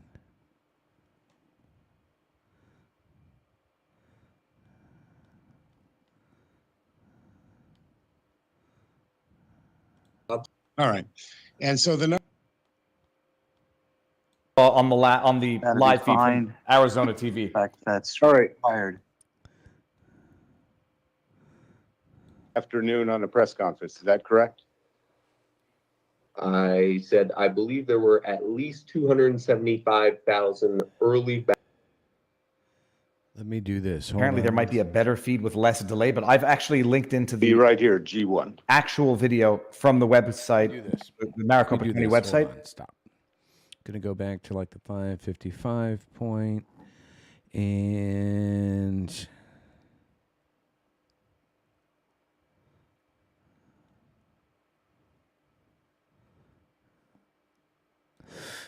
stop there and hold on. I'm gonna go here so you guys get to look at my mug for a second. I got the audio on. That's good. Where is it? Where did I post that? Okay.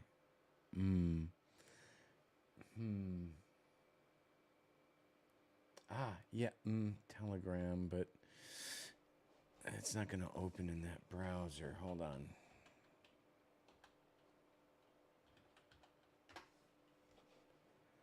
Shoot. Okay. Then I'm going to have to try to get this. I posted this on Telegram earlier. American Awakening there. Right here. But can I get this in here? Okay, hold on. American Awakening. Stop. Everybody. A couple of quick questions. There. Let me go back. Okay. Here we go. This is worth it, guys. Hold on. Hold on. Shoot. Let me do this. Studio. Capture full. Scene. Telegram. Media viewer. Yes. Transition. Yes. Nice. This is important. This, so I won't have to find it. I actually put it here, but it was at 3:15:34, so I probably could have found it there now. Everybody. Just got a couple of quick questions. Recorder, is it true that you did not support my client in the election for governor's race?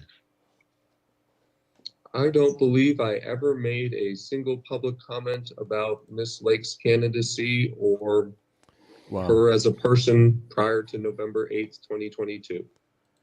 Okay, so you can see where this guy's going, where Carrie Lake's attorney's going. He's like, we're gonna. This guy was he was a reporter for Republican for the elections office. And so Carrie Lake's attorney wanted to show him as being partisan. And, oh, wow. And what you're going to see is that, this bullshit gets thrown out everywhere on the internet. I am going to go ahead and say that the guy that's in court testifying and saying what he's saying under oath, penalty of perjury, go to jail, I believe he's going to have a likelier story being truthful than Viva Frey's comments. He'll say later, I won't be able to find that right now, but he says a short bit later how somebody in their locals community will later look up what this guy's about to say and say, oh, well, he lied. No, well, you're lying, right? This guy just swore under oath that two statements made against him were completely false. And now statements I'm sure Viva was pushing before, I'm going to guess. And now, even though those two statements were false, under oath, penalty of perjury, he's now coming back and saying, oh, well, my people in my locals group have found a news article that says he's lying. Oh, really? Jesus H. Mary and Joseph. Can you even, this, first of all, the guy's fucking Canadian. Is this an influence operation, a foreign influence operation going on us? Because you're exceeding common sense at this point. You're really just doing things that you know are wrong, or you should know are absolutely wrong. And that is, I mean, come on, I get it. You're an attorney and everything, but don't you realize that the people that you're saying this to, yeah, they're giving you a lot of money. I get it.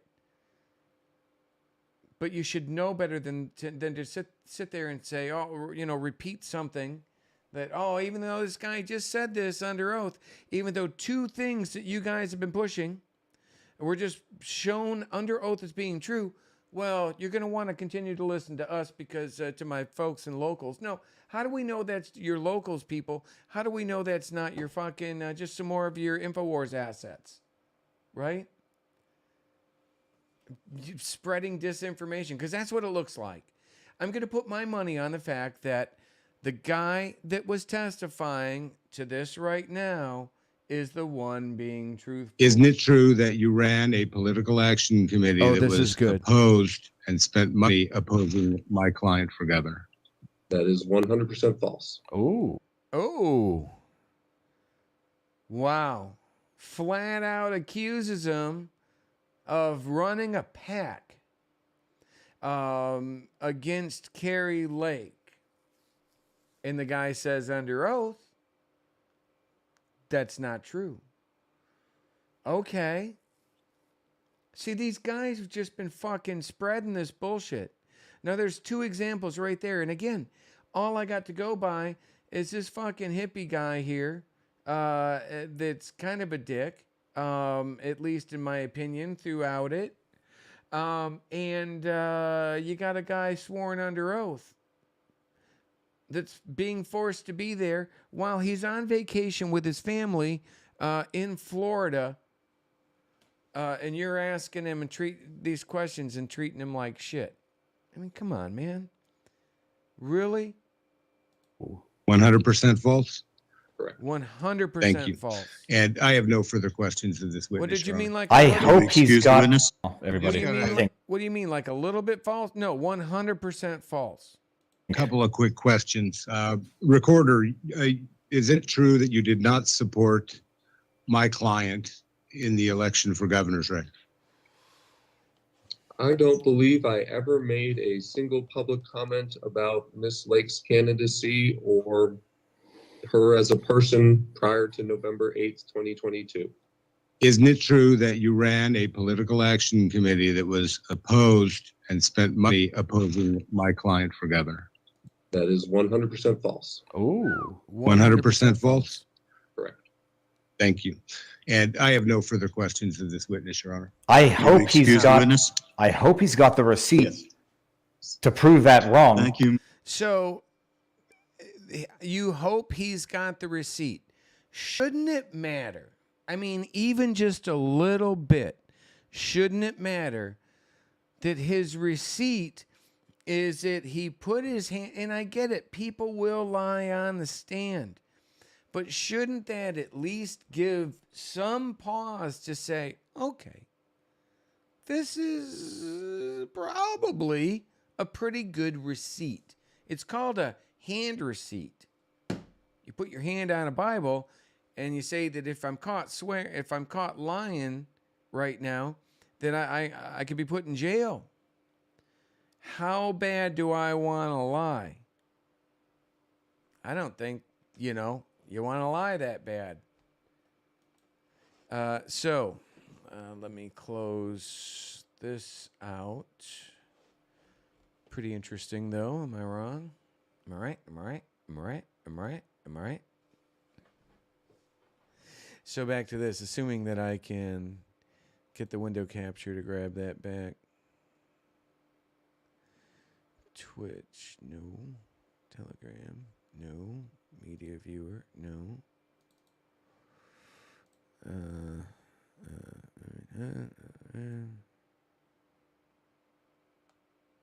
There we are. Yay. Wow, that popped up over there already. Jeez Louise, capture and host. Studio mode off. There. Hey, I did it. Back to the show, my friend. It on because they had none of the labs had a permanent security specialist on their payroll. I was the only one. And when you say you refer to the labs, in this case, Pro V&V, what is a voting system testing lab? The voting system testing lab is where a vendor submits to the EAC a test plan. It gets submitted to the EAC, it gets approved, then they go to a voting system test lab. There's a project that's done up, and they get tested.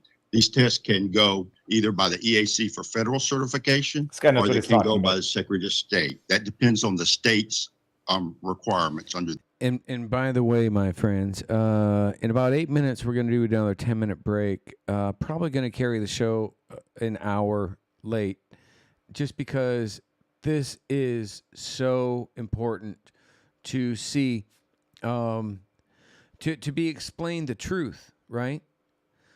Look at, let's actually do this here, because I actually have to go to the bathroom. Look at it like this.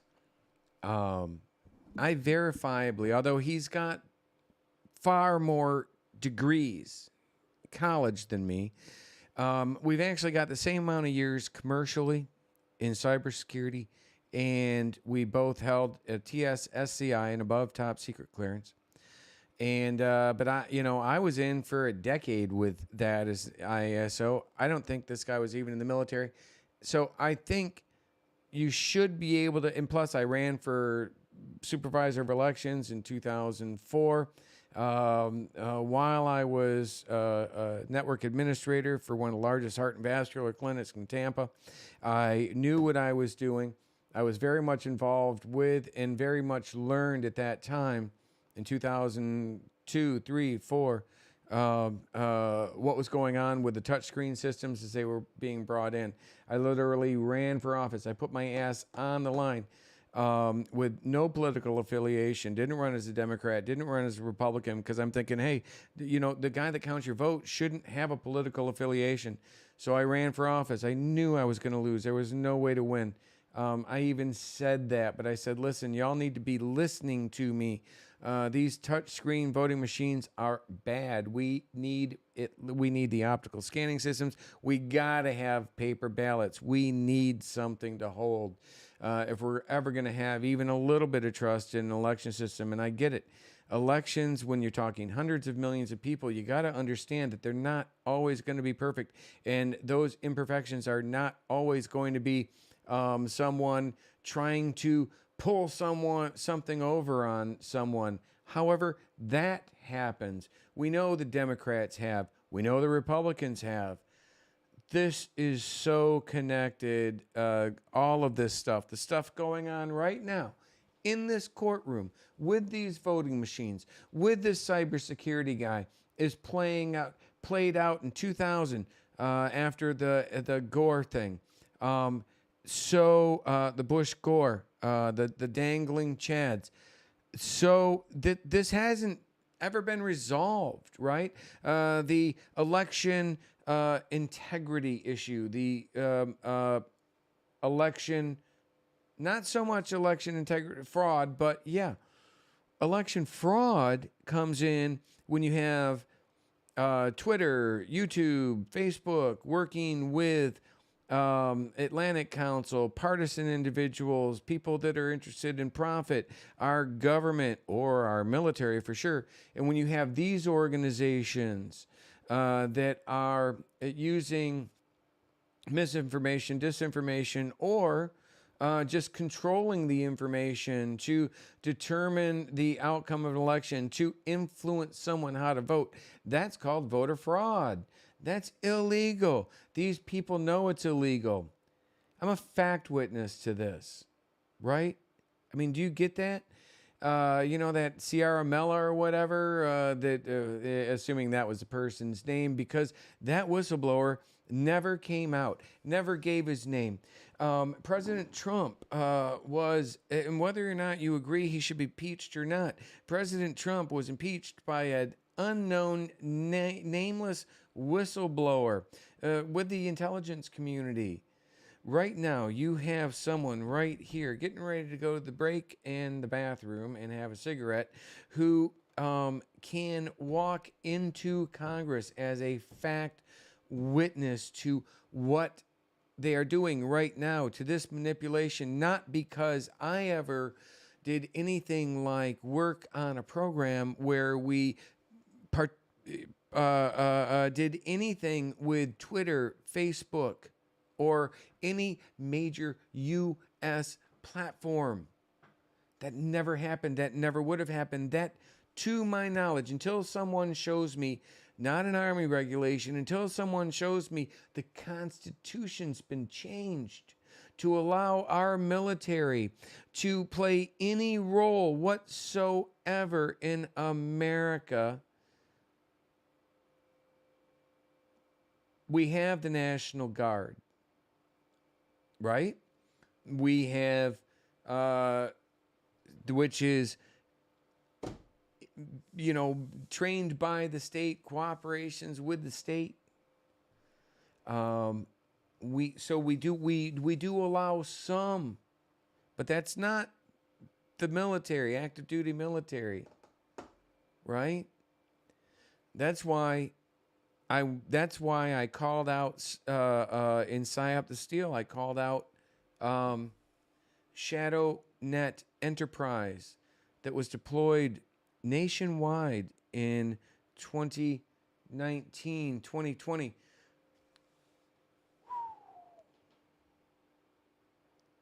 We need to know answers to that. We need to find out if I want to know if the queries that they have with Twitter, what comes up if you put in Shadow Net Enterprise Edition. What happens if you, or is anybody with the 91st Cyber? Are there any comms between someone with the 91st Cyber and organizations like Twitter and such, right? Again, they should have no reason. Somebody will say, oh, there's a terrorist thing. Then they go through Homeland Security. Right? The military takes that to Homeland Security. I was over in Afghanistan in uniform under Operation Noble Eagle. Noble Eagle was funded by Homeland Security. I was in uniform, active duty, Army Reserve, not National Guard, Army Reserve. But as an Army Reserve, I couldn't do that. I couldn't, so what the fuck? We need to know if they did it, if they're doing it out of CENTCOM, are we just supposed to assume the 91st isn't doing it? My God. I need your help. Why do you think I'm sitting here doing this? Attacked by these freaking grifters. Right? Get this message out. We're going to take a break right now. And when we come back, we're going to dig into this much more. Very little talking when I get back. I want this to go through when it's relevant. Although it does take a little bit longer because I try to avoid talking over when they're talking, but when Barnes gets on here, and that's where I'm going to really be skipping to very quickly. I'm going to jump way ahead to when Barnes comes in, maybe even towards the last half hour of it. But we're going to break right now, my friends. So I hope to see you guys back in 10 minutes. Excuse me. When we're back to dig into the rest of this. I hope you're, learning something that you can dig into more, confirm more. If you can help out, please visit patreon.com/American Awakening. I'll see you in 10. They never make the same mistake twice. They make it 5 or 6 times just to be sure. Just to be sure.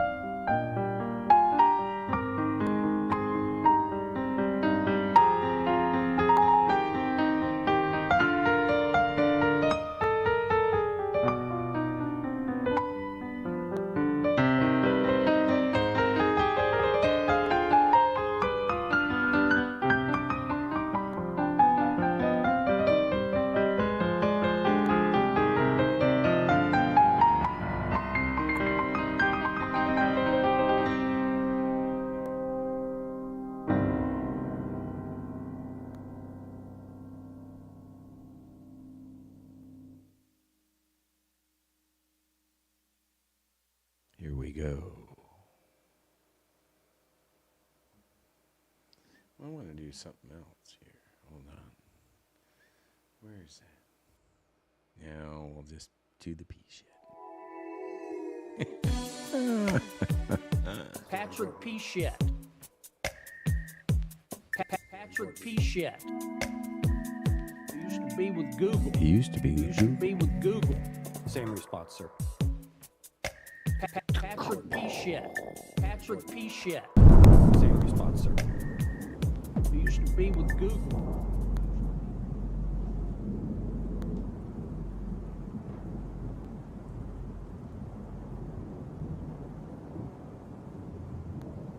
Their laws as far as their certification efforts.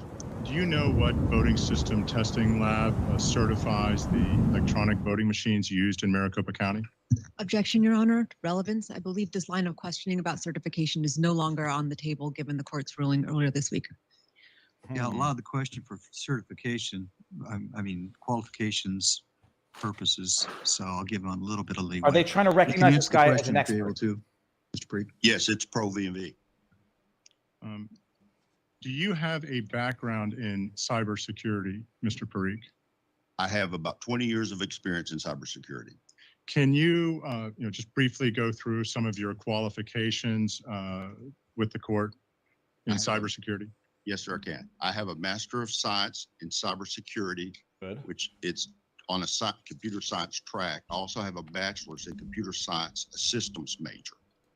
Now, in fairness, I have about 32 credits at our community college towards my cybersecurity, or towards cyber computer security. But it's I haven't even made it to my associate's degree yet. But I'm damn close. soon as Biden knocks off a little bit more of that, we'll be okay. But no, so I'll just fully acknowledge, although, this guy's got the degrees. I tell you what, it's always been my experience, judge for yourself, because I'm going to disagree with this guy, and I'm probably going to disagree in ways that most of the people listening to this are going to be going, well, that doesn't make sense. But I'm going to be saying it in a technical way so that people that watch this back later, that are cybersecurity specialists, will understand what I'm saying and why what I'm saying conflicts with what this guy is about to say. I have the Certified Information System Security Professional certification. I've had that since the beginning of 2007. That is the gold. Okay, so yeah, CISSP, the guy, that's fucking okay. Yeah, right. I fully acknowledge that. This guy knows networks. You do not get CISSP.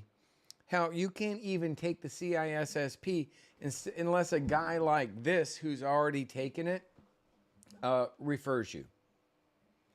The course just to get certified for CISSP is like a couple $1,000. Standard as far as security certifications are considered. I'm also a certified ethical hacker, and I'm also a certified hacking forensic. I was a CEH, certified ethical hacker, but my certification has expired. Not my knowledge. Investigator. What is a certified hacking forensic investigator? That means you go in, you do a forensic analysis, specifically looking for malicious malware. You do root cause analysis. You find out what the malware was, how it infected, and that. Mm-hmm. These are not your standard. It doesn't have to be malware. It could just be just a bad update or a bad patch or something like that. Whatever caused like a loss of something. If it sets off, triggers alarms, you have to do like an emergency response to it, which is something you deal with, which is handled differently. And he'll go into this, which is handled differently than like what an actual forensic investigator in a lab would be doing. You first have to stop the leak. Forensics, whatever it is, type approaches that most law enforcement agencies would use. Their standard is a little bit slower because of the evidentiary stuff. But if you're in an incident response center, like they're pushing My Pillow, RSPN. as I've helped run in the past. I want a My Pillow. That does look like a comfortable pillow. Jay swears by his. He, you know. You have an emergency or something. That's not gay, Jay, by the way. Something happens, you have to react then. And these are the type of actions that you learn. You learn to get in, do the analysis quickly, make sure you're secure in your analysis because you have to come up with remediation efforts. Mm-hmm. Prior to, how long have you been at Northrop Grumman? 13 years. Just about 3 years. Oh, okay. So prior to working with Northrop. And by the way, if he hasn't already said it, he will say it, and it's a key word that he references. He says one of his things are compliance. So as an information assurance security officer, as an IASO, you're responsible for cyber, for compliance, right? That's important. Northrop Grumman. Did you work in contractor in a, cyber capacity for the U.S. government? Yes, I have. Could you describe some of your positions starting, for the past 15 years, 20 years that you've been involved in and what you did, just briefly? I've worked in anywhere from mid-sized companies that dealt with cybersecurity information assurance to as large as some of the larger ones. I've worked for Lockheed Martin, which is a good tenure of my time, Leidos Corporation, BAE Systems, and in all those capacities, I did information assurance, cybersecurity. At one stint with a smaller company, I was to perform threat for an agency within the United States Army. Did you ever work with the Marshall Space Flight Center? Yes, I was. I was the IT security manager for the enterprise operations. And just briefly, what does the IT security manager do? I'm in charge of making sure the vulnerability scans were done, that all the security configurations, that all the governance and compliance that NASA developed for their security postures and daily operations and continuity of operations were followed. You don't want like the space aliens. And how are we going to protect? If the aliens want to hack our network, you think this guy is going to stop them? They flew across like multiple galaxies to get here. I'm thinking, our little Linksys home Wi-Fi isn't going to be stopping them. Did you ever work for the Army Corps of Engineers? Yes, sir. I was the deputy cyber manager for their enterprise operation, which includes 52 major sites throughout the world. And in that capacity, what were your job responsibilities? I was the deputy cyber manager, and because of my certifications and qualifications, I helped the security operations center manager handle his task and monitoring, and I also helped the security incident response manager in her functions because they're the ones that react to when the Army Corps is attacked, and they're attacked a lot. Do you possess a security clearance, Mr. Parikh? Yes, sir, I do. I'm currently a top secret cleared, but I've held SCI levels. So is this a voir TSSCI? That's what I held. dire to have him recognized as an expert? Did you ever work with the Army Threat Systems Management Office? Yes, sir. That's where I played threat, ITAC systems, and whether it was an information system, a medical system, or a weapon system. Into the joint. Do you have any other certifications besides CISSP or the Certified Forensic? It's the only one you need, Certified Hacking dumbass. Forensic Well, yes, I Investigator or Certified do. Ethical Hacker? Yes, sir. I have an ITIL 3 certification, which is an international process for handling IT service management. It's much like the Six Sigma. Several companies like Lockheed Martin have their own that's called LM21. These are all process improvements to refine and affect the quality output and service that you provide. Are you familiar with the phrase root cause analysis? I am very familiar with the I thought root cause analysis. I thought he said root Could you canal. please just briefly explain what root cause analysis refers to? In simple terms, it's basically troubleshoot, but you have to find what caused the initial issue to happen. Sometimes this can be very complicated. Sometimes it can be fairly easy, but you have to have an intense understanding of the overall process. This guy's got an involved in intense any understanding. organization. And this root cause analysis could be done from what's called a governance perspective, where you look at documentation, process, and procedures. Thank you, because Kimberly. flaws within those can What just happened? Did I do that? technical finding. I didn't do it.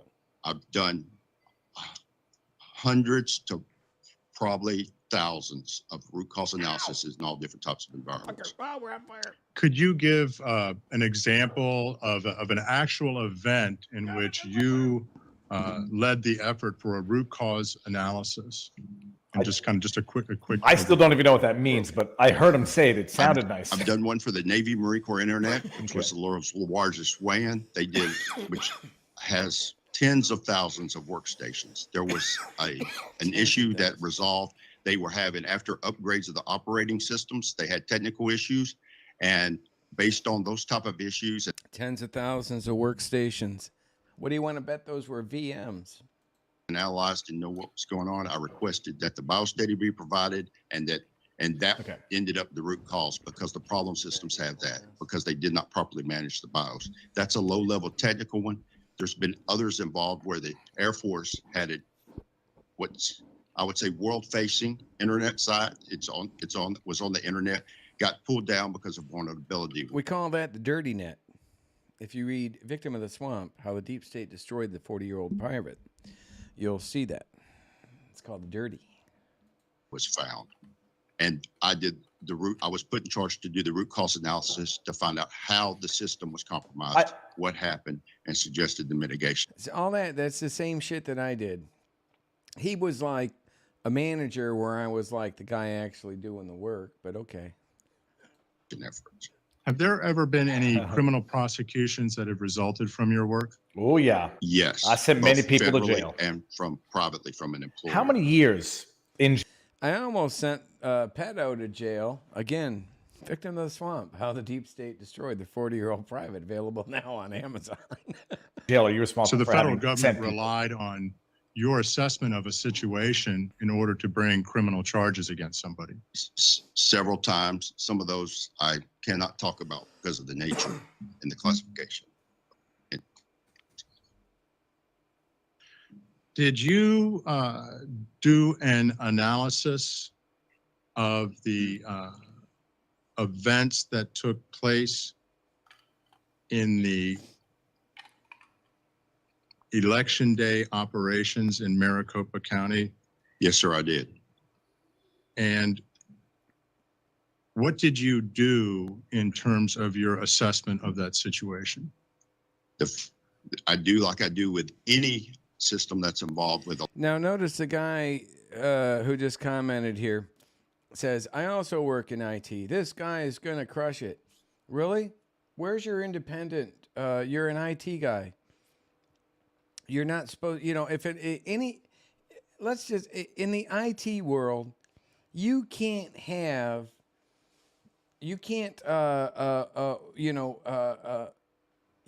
male or female. You're 1 or a 0, right? There's no wish list in between.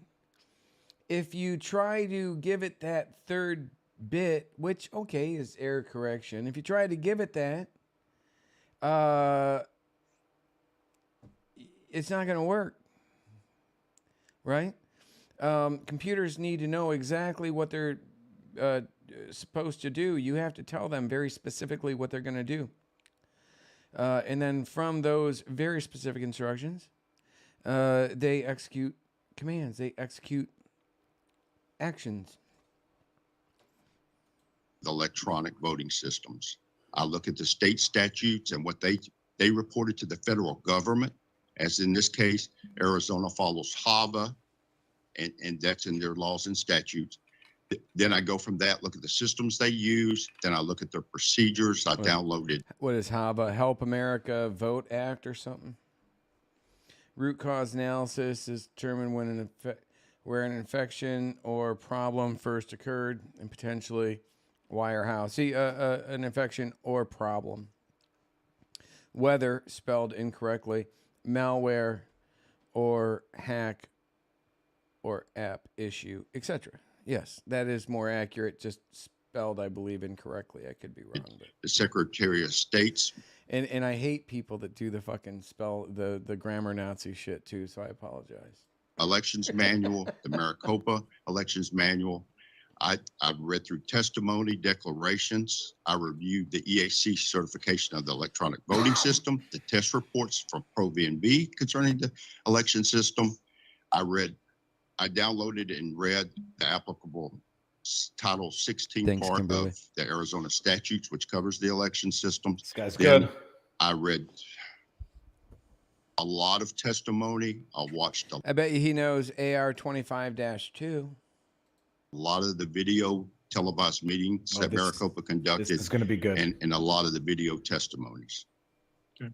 And did you interview or speak with any election day workers, like technicians who participated, retained by Maricopa to work at the various vote centers on November 8th, 2022? Yes, sir, I did. I had spoken with after seeing the declaration and an interview conducted for the declaration, I asked to interview them and ask specific questions. They're making this guy like, I could tell you, but I'd have to kill you. They're trying to make him out like this freaking James Bond super. No, man, this guy's a fucking nerd, right? Contractor, which is considered the lowest of the low. I was myself. So, just make sure that people have full context. So you can see they're trying to, when he gave his entire background, he never mentioned military, and I'm surprised, which suggests to me that he doesn't have a military background. I like this guy. Did you perform But the Canadian, the fucking Canuck likes him. Inspection of the ballots on behalf of plaintiff in connection with an inspection pursuant to ARS 16677? Yes, sir, I did. And when did that inspection take place? Yes. That was just yesterday. Okay. Yesterday. This is going to get good, And people. Without saying what your conclusion was from that inspection, did you reach a conclusion? Oh, yeah. It confirmed my initial assumptions on the possible effects of what caused the technical issues. Yes, sir. I don't like that. He had an initial underlying belief. That sort of. At this time, we'd like to offer Mr. Parikh as an expert. Arizona doesn't do that. Basically, you can ask the questions and then it's an objection as to foundation. So. Okay. Yes, Your Honor. Okay. That's what I did not understand. I'll get to that in a second. Parikh, you examined the ballots in the inspection performed at MTech yesterday, correct? Yes, sir. I was allowed to select the sampling per the request in the courts. Can you did you have a plan going into that inspection with what ballots you wanted to select and inspect? Yes, sir. Could you describe that plan? Through a FOIA request, the cast vote records were publicly available. I reviewed those, analyzed the data, and selected the roundness base so I could follow the course directions for the petition. So I knew exactly what to request because it was time consuming and Maricopa County was gracious enough to give us that time. So I wanted to use it wisely and make my decision quickly and accurately. Barnes is in the house, people. Do you know how many vote centers you were able to inspect ballots from? I was allowed to inspect from 6 vote centers. Were you able to execute on your plan after you went into MTech to select ballots? There were some modifications to the plans because the election day ballot data, the cast vote records, which would be referred to as a system of record because it has to be maintained in its integrity, was no longer valid due to the the recounts. The recounts. When you say it was no longer. So real quick here, because I don't think he actually explains this well, but I believe something you're going to want to look at or consider. Once they ordered a recount, like, okay, so an election happens and then a certain a certain procedure is put in place that seals everything, all the votes, right? By a certain set of SOP, standard operating procedure, and, well, certain requirements. And, but when you, if you're going to do a recount, then you're going to have to break those seals. So it takes it to a different. It's the same situation. It's just now. He makes it sound more nefarious than it is, right? It's kind of his job. I see. Longer ballot. What do you mean? The ballots had been retabulated for the recounts. Thus, Maricopa County was unable to map those back. And were some of the ballots that you inspected duplicated ballots? Yes, sir, they were. And what are duplicated ballots? Duplicated ballots are when there's an issue with the ballot and it cannot be ran through the tabulation system. Therefore, it is duplicated, and then that duplication is run through the system. Okay, so pay attention to what he just said. This guy is going to get caught up with a question later on where he refuses to answer the scenario that the Maricopa County people are laying out. And this is absolute, complete bullshit. What you're going to watch here and what you'll see down the road shortly, complete, in my opinion, bullshit, because these two statements, listen closely to what he says. This is going to be a big deal shortly. And is that duplication then the ballot that is actually tabulated and counted? Yes, sir. The way the process works is the original ballot has to have the duplication ID attached to it, which Maricopa did. The part where they filled in the statute is according to the standards, that duplication ballot is supposed to be easily relatable to the original ballot. They said they could not find let me correct that. They could not find the duplicated ballot, which was tabulated. Now, you're going to find a little bit later that that's not actually the case. They could have found it, but it would have taken, they estimated, about 6 hours. Again, things that would have originally have been kept together once you had the recount, seals are broken, everything's recounted, everything that's recounted is put back in best that it can, but I believe even using a new seal, like just a piece of tape or something. So you inspected the original ballot that was duplicated? Yes, sir. And do I understand correctly that under your understanding of Arizona law is that the duplicate ballot and the original ballot are supposed to be maintained together physically? For obvious reasons. That's the EAC requirement. That's it's the U.S. United States Election Assistance Commission that they're referencing. And now, was it supposed to be like maintained together, like stapled, or were they supposed to be maintained together, queryable? Separate boxes, obviously, so you could separate those out, because you're not going to do the duplicates when you're doing the recount, right? Or what the duplicate was made from, the one that didn't run through. They'll explain the process with the duplicates. In fact, the guy will do it later here, and that's what causes the problem that this guy won't answer. So I don't want to go into it too much because you'll see what I mean. Duplicate ballot, which is the ballot that was counted. Yes, sir. I can explain this. Now, you want to make sure that the duplicate ballot is not being double counted. Could you tell me again why there is might an be a accurate duplicate ballot reflection of the situation? original ballot? Right? Let's say because it because it physically goes in and votes for Trudeau. did He's see like, I torn love Trudeau. ballots. Trudeau's wonderful. They could have coffee stains on them. They And could have ink then they marks. See, people will bitch at, you guys bitch at me once in a while if I talk over when the people are talking in the video. Y'all hate that, so I try to avoid that as much as possible, other than quick chuckles or something. Barnes is like, fuck these guys. I'm gonna just talk. I don't care what anybody says. The duplicate ballot says no. He voted they for could those just be that crazy populist improperly party up configured. there, and they only count one of those two ballots that don't have the How ballots long did tied you together. take to conduct your inspection? That's a serious problem. What a crock this We Arizona were there process all was. day. No, it's not. He's saying it's a serious problem. What I believe actually happens is that, oh, that's cool.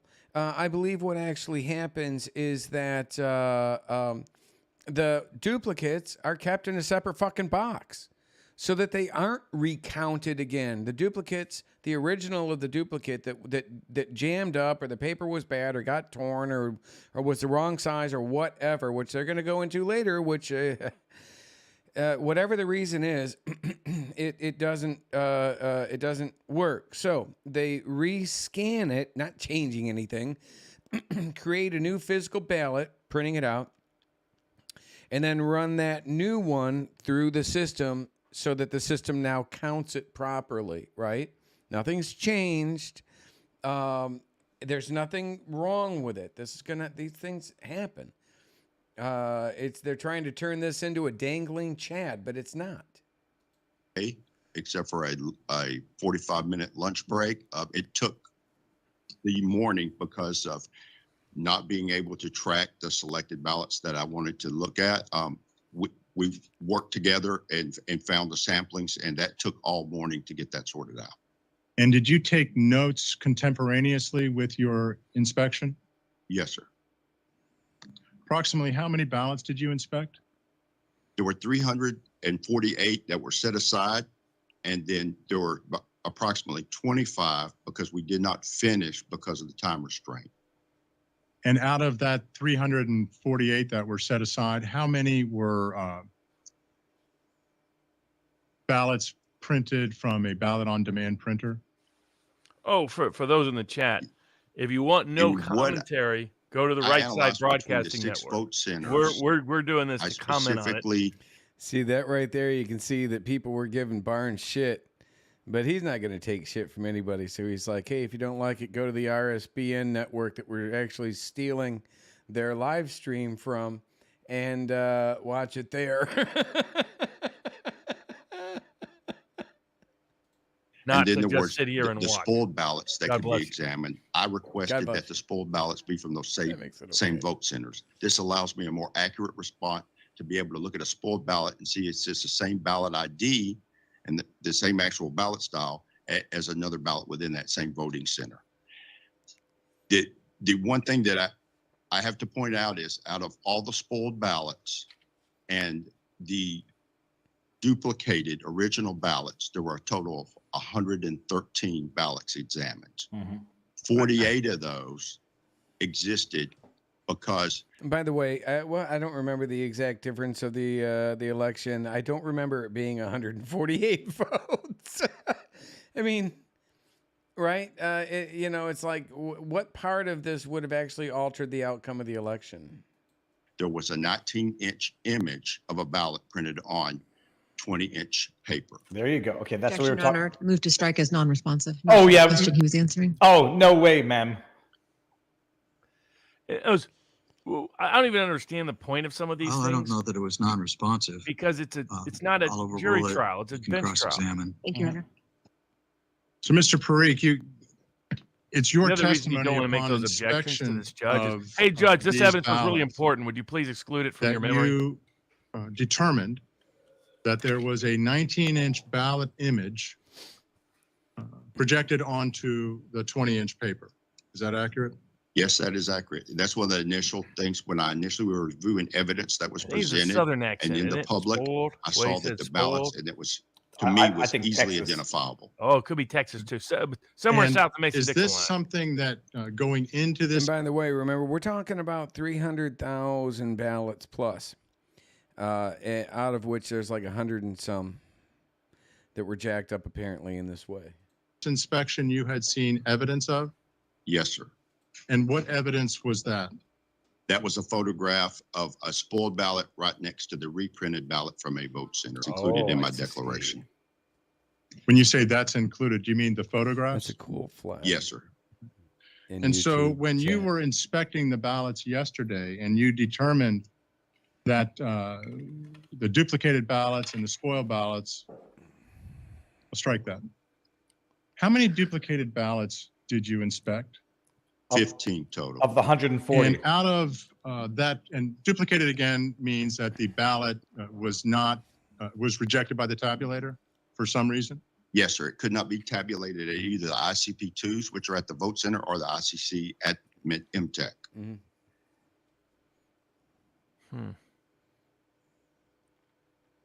How many of those contained a 19-inch ballot image on 20-inch paper?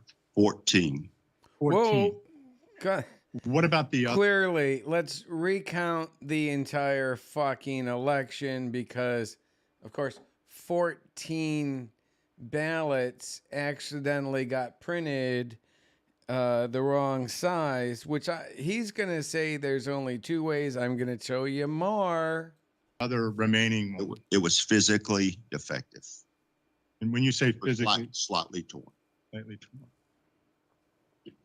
Can you explain to the court how a 19-inch ballot image, we'll strike that. How did you determine that it was a 19-inch ballot image I measured it. projected onto 20-inch paper? That was a good accent. Because these ballot images are a PDF file, which gets stored along with configuration settings. That's what makes up the ballot style and the ballot definition, which is created usually on the EMS, which the actual application that does the ballot style is called EED, right? That's the application that actually does the ballot style. It's usually installed on the EMS servers.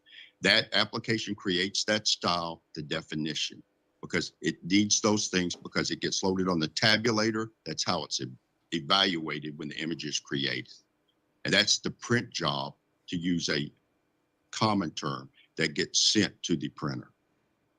And how could, and how did you determine that it was actually a 19-inch image projected onto a 20-inch paper?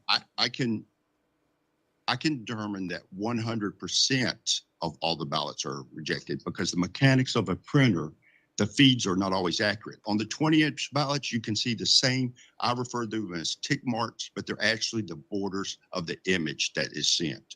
And on the 20-inch ballots, you'll see about the very corner above the borders where there's any misfeed. On the 19-inch ballots, they were well viewable in the margins. There are 90-degree right angles at each corner of the page.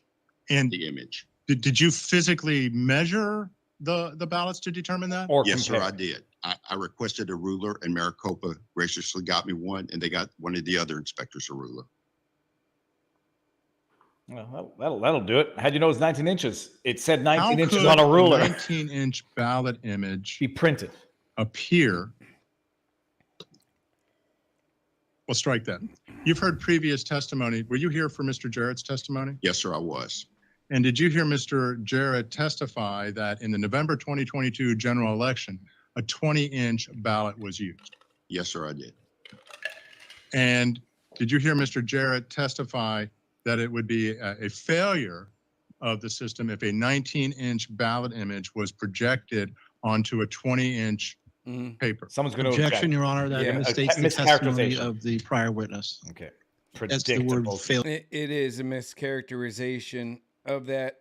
It clearly intentional, if you were to ask me, because we didn't, obviously, if you didn't see the earlier stuff, you wouldn't have known this, but no, he completely mischaracterized that.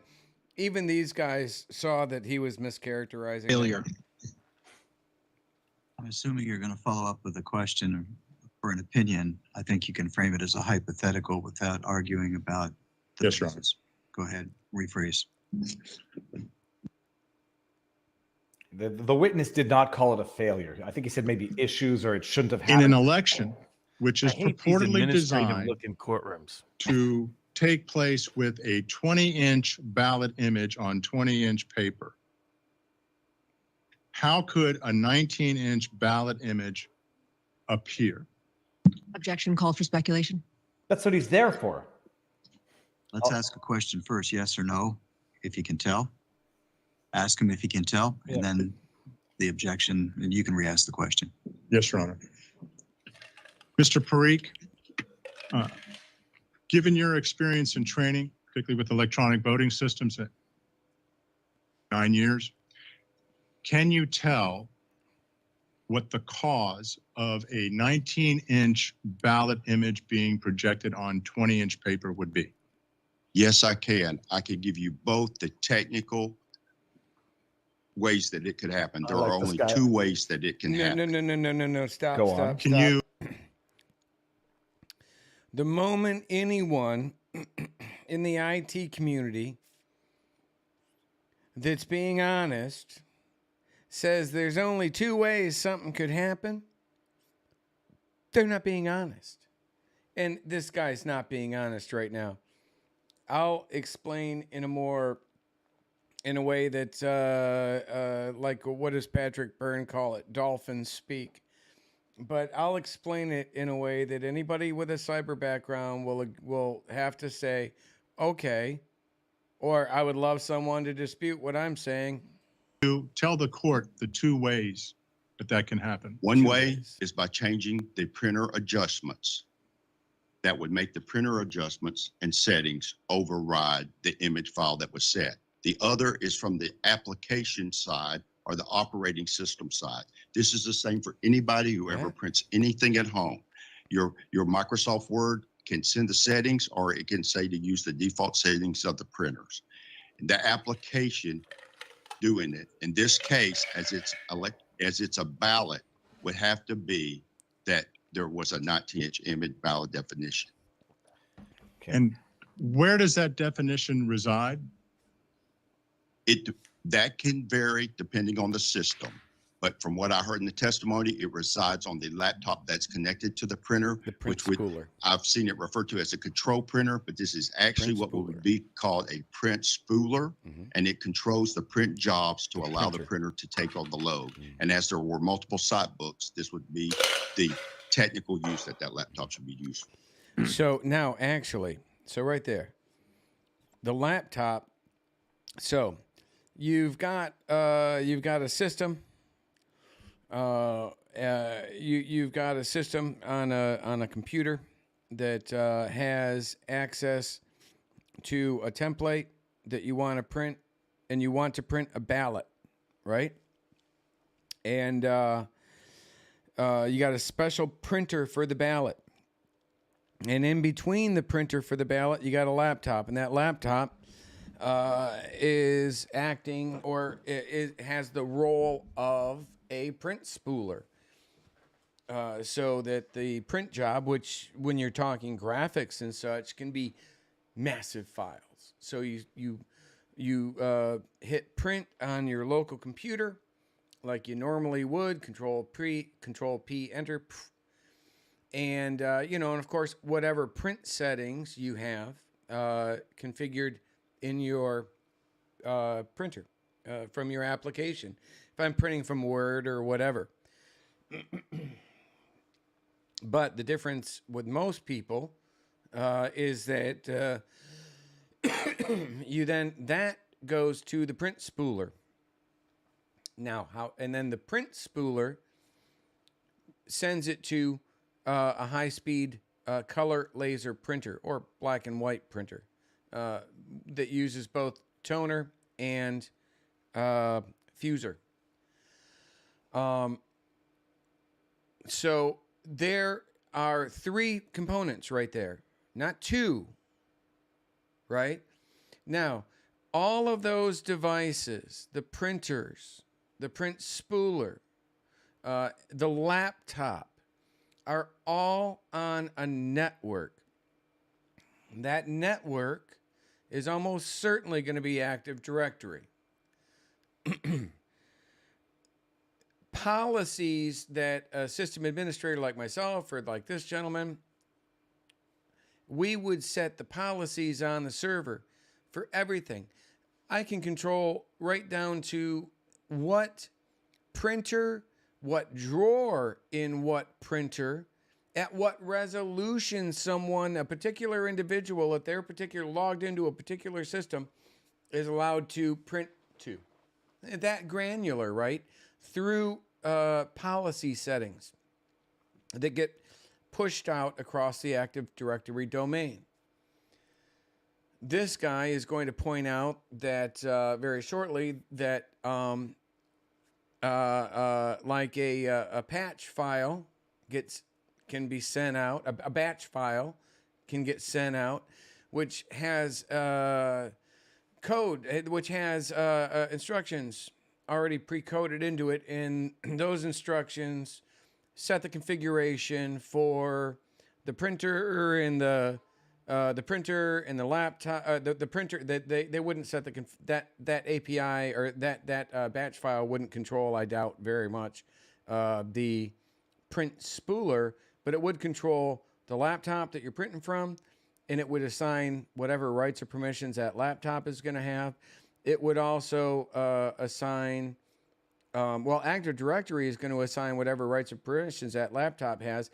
So when that batch file hits that laptop, if the batch file has configurations on it that are not authorized for that user on that particular device or whatever, then the Active Directory is going to overrule the policy of that. So let's say what he's going to mention, kind of spoiler alert, he's going to mention the batch files here in a bit as being one of the two ways to do that, right?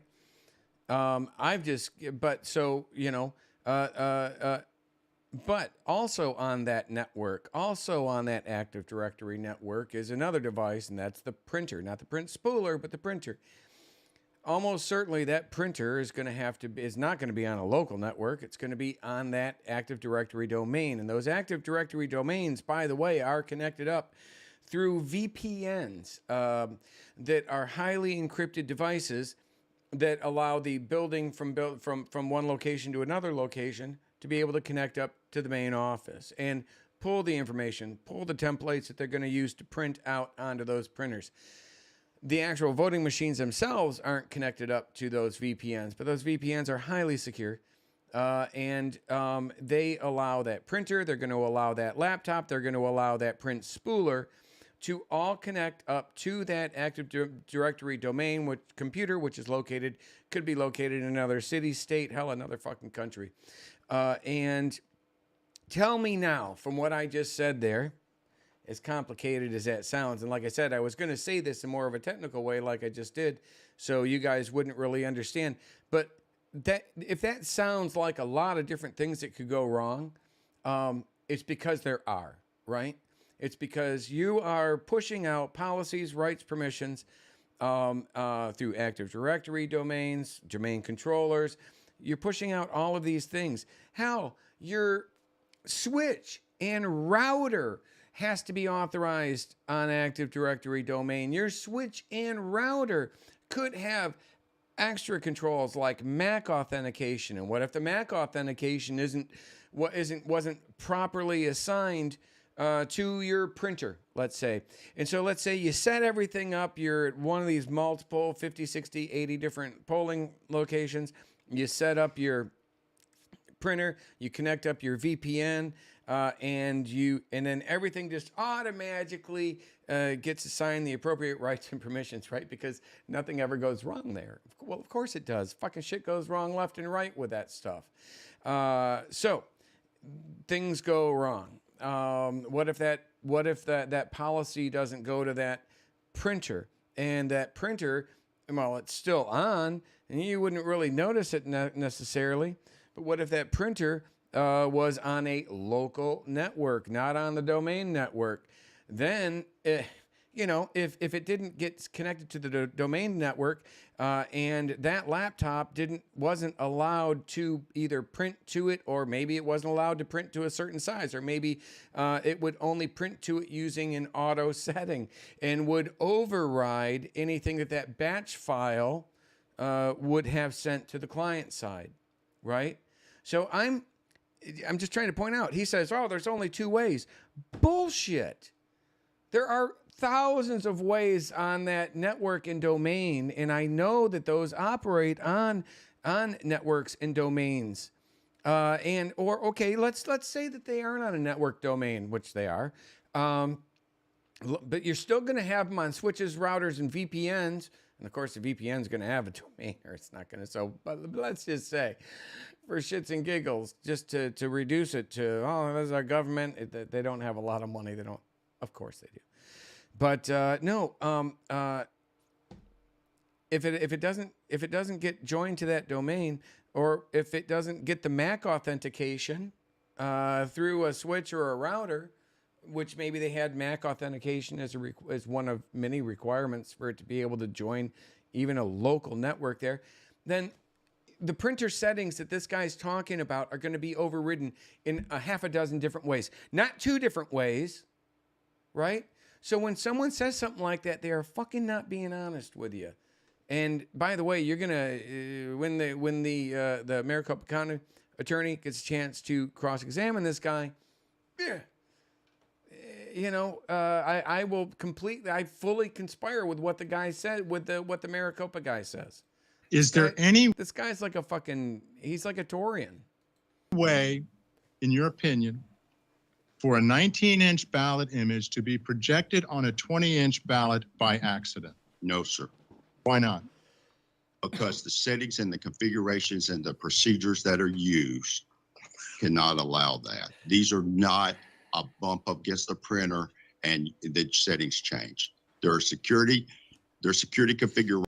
Like I said, it absolutely could if that printer was on like a local network and wasn't being assigned domain policies, and you could hit it. Because then if you hit it locally on the printer, the domain policy wouldn't be saying, hey, you can't do that. It's got to be say at this thing. No, there's so many fucking things that can go wrong, and he knows it.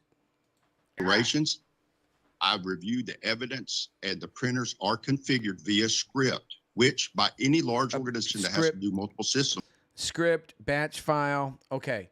A script, batch file, same thing. That's what he's talking about. That's what he's referring to. I say batch, he says script. You batch a script. Is a standard. This takes away the human error of somebody miscoding in the instructions either on the printer. You script a batch. He has no doubts that somebody prior to an election. Well, so even like Barnes is sitting there saying, oh, yeah, this guy knows something was wrong. No, he doesn't, just like I don't. And he's being extremely disingenuous by saying there's only 2 ways to do it. Or just incompetence. Put in 19 instead of 20 inches. But he's saying that either way it had to be intentional. Prior to an election, would it be detectable? But why would someone do that other than to create that a the problem he's 19-inch describing? ballot image had been projected onto 20-inch paper? Yes, if logic and accuracy tested that all voting styles or ballot definitions were included. This is why I don't like machines. Standard logic and accuracy testing should test every style that's available. That's why you don't like machines? Really? Really? He's sitting there surrounded by machines. You think he fucking gets on one of those old big wheel bikes from the fucking wild, wild west and goes to work? These people are so disingenuous, it's not even fucking funny. They like some machines. They like machines that do this and that. But, you know, if they're being paid to not like machines, then machines are bad. And there should be a listing of set styles. Or if it's to their benefit. Is it, you performed testing for EAC certification, correct? Yes, sir, I have. I agree with the Is it local permissible chat. This guy's definitely to have 2 different ballot definitions and he's deeply proud of his in the nerd same election with respect to the size of the ballot image? No, sir. Oh, Laura Barris is in the chat. For example, if you live in an apartment Her building husband is, and your neighbor, might and be you have the testifying same today. school board district, you have the same precinct, all the jurisdictions for whether it's local, county, state, or federal are basically the same. That ballot style definition, the ID for it should be singular. If you do not, then you have two different styles. You're assessing them differently. That can also produce forgery. There's only supposed to be one ballot style per those voting options, and that's what controls it. Well, you know, there is supposed to be one, it's supposed to be 20 inches, but when you're printing up, see, they don't just print like you're going to hear, well, actually earlier they talked about like how they based guesstimations, right? So they were actually off about 30,000 that they estimated would be coming out on that particular day and doing like the voting. And they had estimated like 250 or 270 or something. And but what's the significance of that? Well, you don't want to sit there and level a forest to make so many. How many ballots do you print? To make sure that, you know, do you print one for every person in the state if only, you know, at 10, 12, 18, 20% of the states can actually vote? Well, that's not very environmentally sensitive, right? No, you don't. So what they do is they have a pretty good idea based on the last two elections. And then they have high-speed printers that can actually print ballots where they are short, print ballots where, let's say, one of the original ballots got screwed up, got torn, couldn't go through the machine, couldn't get counted. It doesn't get counted until it goes through the machine properly, right? So if it gets torn or there was a problem with the ballot, they put it through a scanner. They create a PDF of it. Then that PDF is printed out to the print spooler and then printed out to the printer, which then makes another untorn copy of it, right? And then that gets assigned a certain number, and it's supposed to, and that number is tied to the number of the original one. Now, that doesn't mean they have to be stapled together. You can't do that. You can't damage the documents. But they do have to be queryable together, and I'm sure that they are. But you're talking hundreds and hundreds and hundreds of thousands of ballots. You're going to want to have them separated enough. But like I said, you know, it could take hours if you wanted to actually ever really match these things up again. You don't really need to. Once you've created that new one, yeah, you got to keep the original one that was damaged, but you want to keep it away. You never want to be able to have it get mixed up so it's counted twice, right? So they don't staple it to it. They don't do those things. These guys are bitching about that, but it's kind of pointless and it's irrelevant. With the exception of maybe a very specific need to have that done, but it's pointless. The 19-inch ballot image that you observed in your inspection on multiple ballots, including duplicated and spoiled ballots, correct? Yes, sir. Like 100 out of 300,000. What effect would a 19-inch ballot image projected on a 20-inch piece of paper used in the election in Maricopa for November 2022 have when it was placed into one of these vote center tabulators? It would cause it to be rejected. According to Dominion's documentation, they perform somewhere from between 200 and 300 checks on the actual physical paper ballot that gets inserted into the system. They state, and this is according to Dominion, the vendor who created the application, that it can Dominion reject the ballot for any one of those. A 19-inch image being on 20-inch paper increases the margin. Once the time... See, now, this guy and others are saying, boom, right? No, what happens is, yes, a mistake was made printing the original ballot that someone went and filled out, right? And so, but they have to put it through that first machine. And if that first machine rejects it, in this case, because it was like printed at 19 inches, somebody fucked up, somebody made a mistake. However that happened, on a very small number of these, they print it out at like 19 inches. And because the scanner's looking for these crop marks, these hash marks, to be able to make sure everything's lined up, to know, because you're just bubbling in dots, it's got to be lined up to be able to know to be able to record all the votes. And so you want to be able to keep those separated. But what they do is they print so if it fails, like he's talking about there, that first system, once it fails, they create that PDF, then they print it out at 20 inches, and then they put it back into the next system, not even the same system, into a system that's actually a different system meant to actually be more specific to damaged type stuff. Then it records it, right? So, or it tries to record it. If the recording fails, then they can, if it still doesn't scan it in properly and it rejects it, then they can look at it and say, oh, this is a problem. And then, but eventually it's accepted. Eventually, if there's a problem with the ballot, they print another one that fixes the problem. Or if they print it and they didn't have the printer set right, they go back and they print it again with it set right. Eventually that goes through. On only a few hundred of them, when you're talking hundreds of thousands, millions of people voting. Right? In fact, this is the second largest voting district in our country. Are you expecting no problems? Because if you are, you're being exceptionally disingenuous. Timing marks are seen and they're evaluated. And highly suspect. The actual physical printer that created the image is saying, by the application telling it, you're done, but there's a remaining inch of paper in there, so it would assume there's a paper jam. And to the tech, I specifically asked, there were paper jams to where he opened up and there was no paper. So from a programming perspective, the machine would throw the paper jam error, but yet there would be no paper. And you're referring to a tech. You say you spoke to a tech. Would that be Aaron Smith? They come up with creative ways to steal. Always election. No, it is a security bonus. If it's the wrong size, it's rejecting it. It's not just saying, okay, we're going to scan you through and not count nothing. If it can't be read, if it's the wrong size, if it's torn, if the ink is wrong, if anything goes wrong and it can't make it through that second scanner, then they fix it. They don't just go, oh, let's fuck this guy. He gets disenfranchised.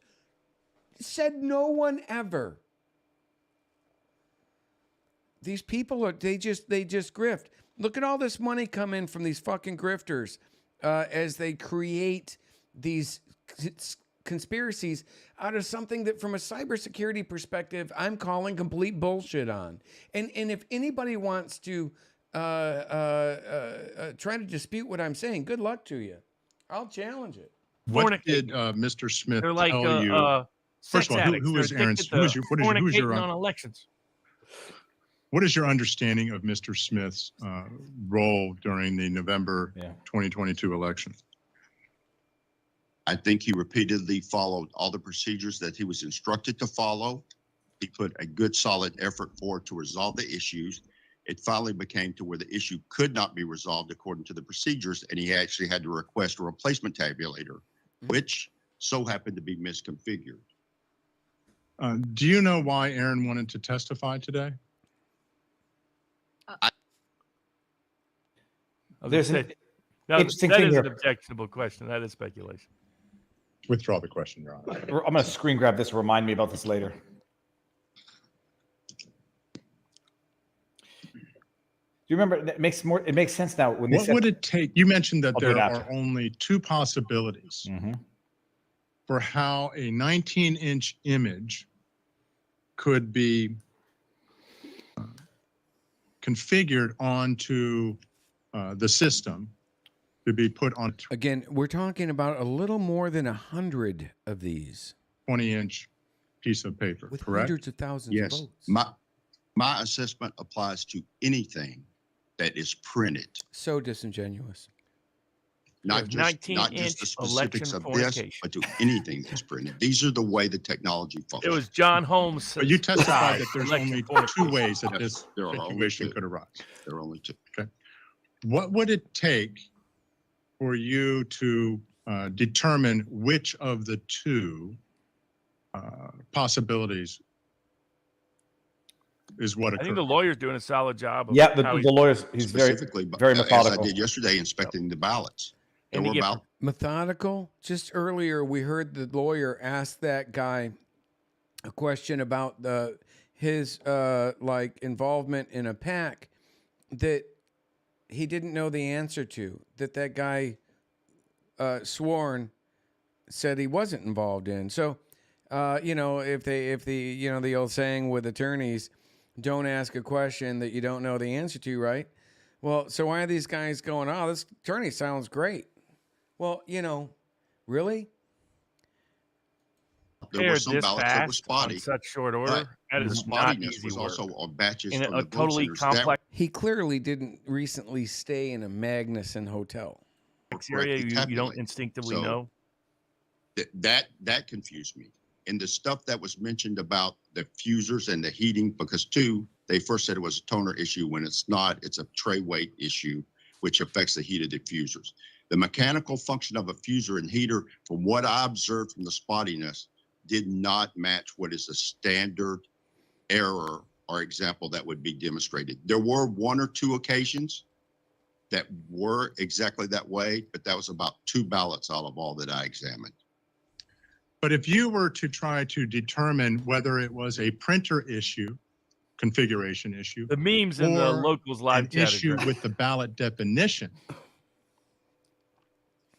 with respect to how a 19-inch image was projected onto 20-inch paper, what would you need to do? I would need to see the ballot styles and the ballot definitions.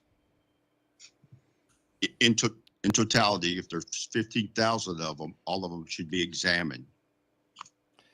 Yeah, or they don't need it. Went from hanging chads to 19-inch borders. Do you have See? Obviously you This has all the hallmarks of Roger Stone. I'm just saying.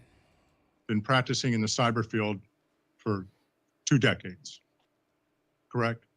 Yes, sir. It includes everything, to include printers. That's what I was going to ask you. Do you work with printers? Do you understand how printers function and work? And at what level is your experience? To a detailed level. Now look at this guy. Jeff Pearson says, from a GOCT, what the hell is that? IT director perspective? What that? Yeah, I don't know. Is that Canadian or something? I don't know. But if he's talking about from a government IT director perspective, then this guy's full of shit. You think our government hires the best and the brightest? Or you think they go with the lowest fucking bidders? Are you kidding me? You think the government does something better than a private company? No, they don't. Level to where I actually called manage your expectations. One of the government agencies in the missile defense side to get highly upset because I understand the protocols that run. And it's not just printers, there are multifunctional devices, MFDs as we refer to them, because they can scan, they can print, they can send file transfers. And I've evaluated protocols. I've also... They are not using multifunction devices for the actual printers of these ballots, of the actual like 19 and 20-inch ballots. They aren't using multifunction printers. They're using printers that are dedicated to that. Now, what are they? Now, the systems they scan them into, maybe. Although, maybe, well, I don't know. Yeah, it could scan and print, you know, but you're not talking like the fax machine and the other shit. Don't look at it like an HP multi-function printer. That's not what this is. Doing root cause analysis because classified printers they could print classified data even when they're not supposed to because of the rollers. And this is one thing I refer to it as ghost printing. I did see that repeatedly on the early vote ballots that were printed by Runtech, because in my opinion, the ink was a little bit too deep and too shiny. No, now he's talking complete bullshit there. You know, these are laser printers, okay? What does that do? Just a quick rundown. And by the way, I owned a digital printing company called DPI, Digital Photo Images, back in the late 90s. I had a CLC 800 with a print spooler. It was a Canon CLC 800, massive size digital copier. And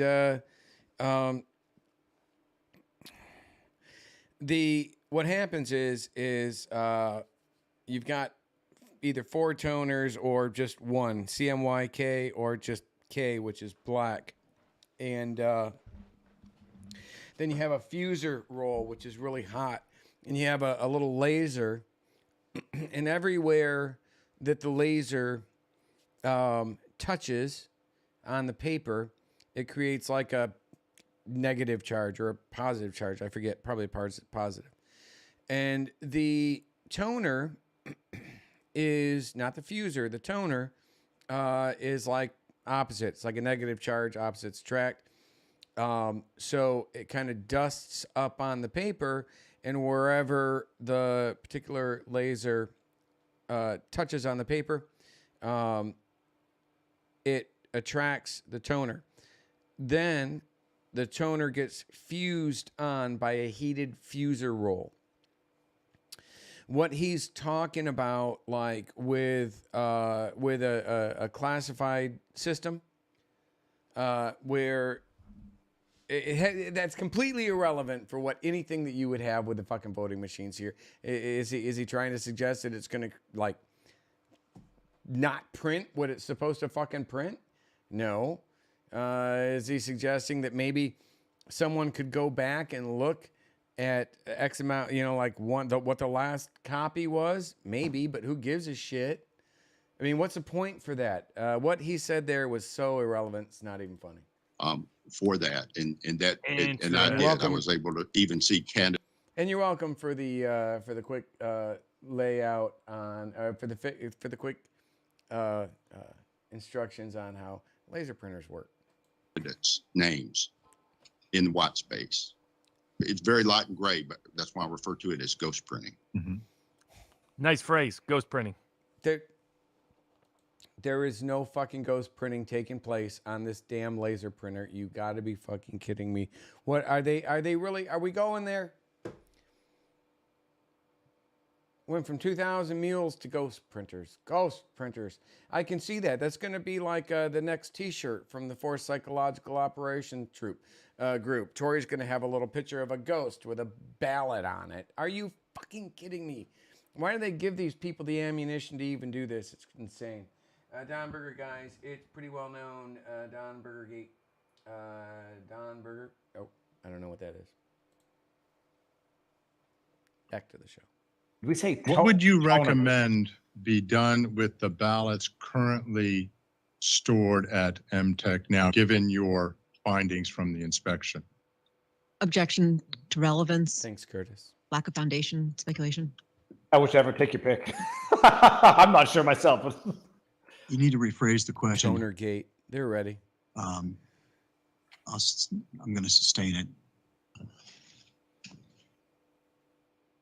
Do you have any concerns regarding the security Turn the fan on. of the ballots, given your findings from your inspection yesterday that a 19-inch image was projected onto the samples from 6 different vote centers that you examined of 20-inch paper? Yes, I can. And if it is okay with the court, I have to answer this in 2 ways. I love this. They both are pertinent. But first, I observed how ballots were being pulled out and sampled, and they obliged in every direction, whether top, middle, or that they were provided. I observed more improperly imaged ballots that were not inspected that were there. Now, to answer the question, those should be secured. I will state in my capacity, I handle everything from physical security to accrediting buildings for classified information storage. I've been a classified courier, which means I'm authorized to transport classified information. As a forensic investigator, I fully understand chain of custody. And what I will cite is that the facility and the security and chain of custody at the vault and the tabulation center are highly inaccurate, and those ballots could be tampered with. Okay. Why say that? Could be tampered with. Anything could. What exactly? I mean, he was so broad in that. How did that help answer any question he could have had? By definition, any computer on the planet could at some point somehow be compromised. Are you kidding me? The only difference is whether you could easily do it, whether a child could do it, or whether it would take a fucking hacker genius to do it. Or a team of people with infiltration skills beyond our imaginations, right? The only difference. Every system. So where is it, that he's talking about? He spent one fucking day. He was there one day. Oh my God. Well, he doesn't know. He might see something that looks out of place, but they're aware of it and they addressed it over here or there. And by the way, he works for the fucking government. Are you telling me that everything that he does and is associated with around that is done by the book? No, it's done by the dollar. And they, like I said, they go with the lowest fucking bidders. And depending on the contractor, depending on the contractor, they'll do whatever it takes to keep the client happy. They should be sealed and appropriate actions. For example, security seals were only placed on the boxes that we inspected, and that was due to the court order, and they wanted to ensure that the proper security was done. Objection, Honor. Again, you're going to see that in a bit come out that, remember at the very beginning, he said they had to open everything up to do the recount. Well, those are new seals, my friends, different seals. It's all coming out. That's why it's so important. We're going to keep going with this, actually, but I got to stop talking. I'm going to move to strike as non-responsive. I'm not sure, again, what question that was answering. That was non-responsive to the questions beyond the scope, of what's before the court. So thank you, Honor. Strike the last part of his answer, dealing with the security measures. Your Honor, just a point of clarification. You said strike the last point. Ah, Jesus. Last part. The point of view gun. That's a friend just quoted Hitchhiker's Guide to the Galaxy. God bless you. And his answer, he had two parts to his answer. He said first, he observed ballots improperly, imaged ballots beyond what was sampled. That was part one. Part two is the commentary about the continued or ongoing storage. Yeah, completely irrelevant. It's all right. I've been accused of being soft-spoken. Part two was the testimony that related to the ongoing security concerns. That's the part that is not relevant to the issues that are before the court. The judge is repeating the part that's not relevant. So strike that from your mind, you Judge. mentioned that you saw other ballots that you could see. Holy Jesus, truth is light. Please tell me that was a joke that Lindell said he's going to do a audit in Florida. Don't let them get near it. They're just trying to do these audits so that they can find the vulnerabilities and exploit them. They aren't trying to actually make the system more to make the system safer. They're trying to find a way to fucking exploit it, in my opinion. Do I understand that correctly? Had a 19-inch ballot image projected onto 20-inch paper? Yes, sir. And how could you tell that? Because the difference in the margin, as they were being taken out of the box and placed on the table and shuffled around, it was obvious, it was apparent to me. Okay. Is there, when on these ballots with a 19-inch image, are there marks that are different around the corners than the 20-inch ballots? So you will see the corner edges of the image, which would be considered, the actual size of the paper. Those right angle marks at each, the top left, top right, bottom left, bottom right. are I within mean, the margin that's space. But they're not different. They're just in a different location. court They're trying clearly visible. because the court dismissed a bunch of claims trying to exclude anything that Did would actually you, evidentiarily substantiate those You mentioned claims. you kept notes Yes, that the of your court inspection. in my view, improperly dismissed. Did you draft a report that summarized those notes with conclusions? Yes, sir, I did. If the court were to ask you for it, would you be able to provide it to the court? Yes, sir, I would. And would that report be, would you swear to the accuracy of your conclusions in that report? Yes, I would. And would you swear to the accuracy of the results of your inspection in that report? Yes, sir, I would. It's not a question of the question not being asked properly. They're not allowed talking about that because that was part of a claim that was struck, correct? I think. Correct. Yep. Okay. So he can't reformulate. But I disagree with the court's interpretation there because Having a the issue of ballot 90-inch security ballot goes to image the issues he's projected talking on about independently a 20-inch of its ballot. evidentiary value for a claim that's been dismissed. So that's how I would have countered that. For As folks you out there, basically, he said, "How could appearing there be from election ballots fornication on the ballot printing? There was no chastity belt Passed in 6 different vote centers. Yes. Duplicated ballots, spoiled ballots. That could only arise from, could it be by accident or is it? No, sir. It could not be by accident. Those are configuration changes. They're at administrative level on the printer, or they're with a ballot and style or ballot definition file. Okay. And those are done on the EMS system, which has password security and everything else. You have to add, the EED application is actually the one that creates the ballot style. That's what's used. It's commonly put on the EMS server because that's like the centerpiece. That's a clip. And those two systems are controlled access. I'm clipping You that right now. testified earlier that flip you so have quick. been involved in other assessments of failures relating to cyber-related issues, correct? Yes, sir. And that we call that a root cause analysis, correct? Yes, sir. I was part of the working group that established what's called the IRA process, which is a risk analysis and assessment process for the Missile Defense Agency years ago. It's a standard risk analysis and assessment. And in order to do that, that's the basis of how you analyze threat. And then you also, that's why you conduct root cause analysis, because you have to be specific when you assess risk. Excuse me. In the performance, in your experience, and you testified earlier that the federal government that had actually criminally prosecuted people based on your findings in a root cause analysis? Yes, sir. And sometimes they ignored my analysis, but that's beyond. I promise not to mention. Given your opinion that, strike that, given your opinion and your knowledge of how ballot definitions are configured and how printers work,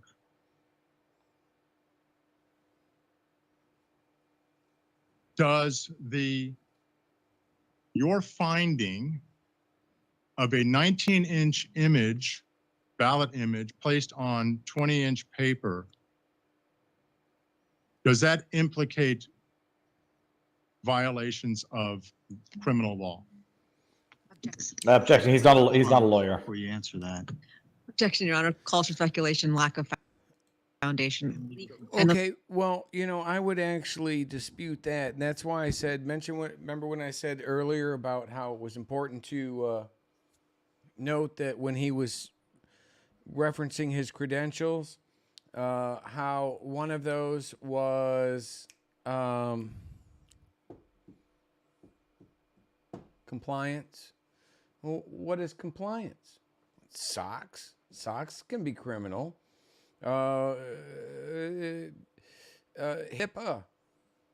compliance. The HAVA compliance. Right?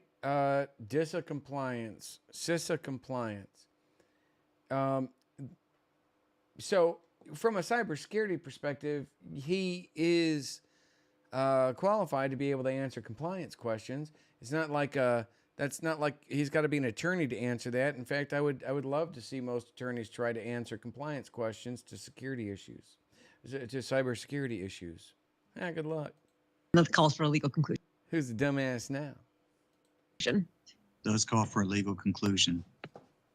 Your Honor, the witness has testified that. I heard. Yes, Your Honor. I'll sit down.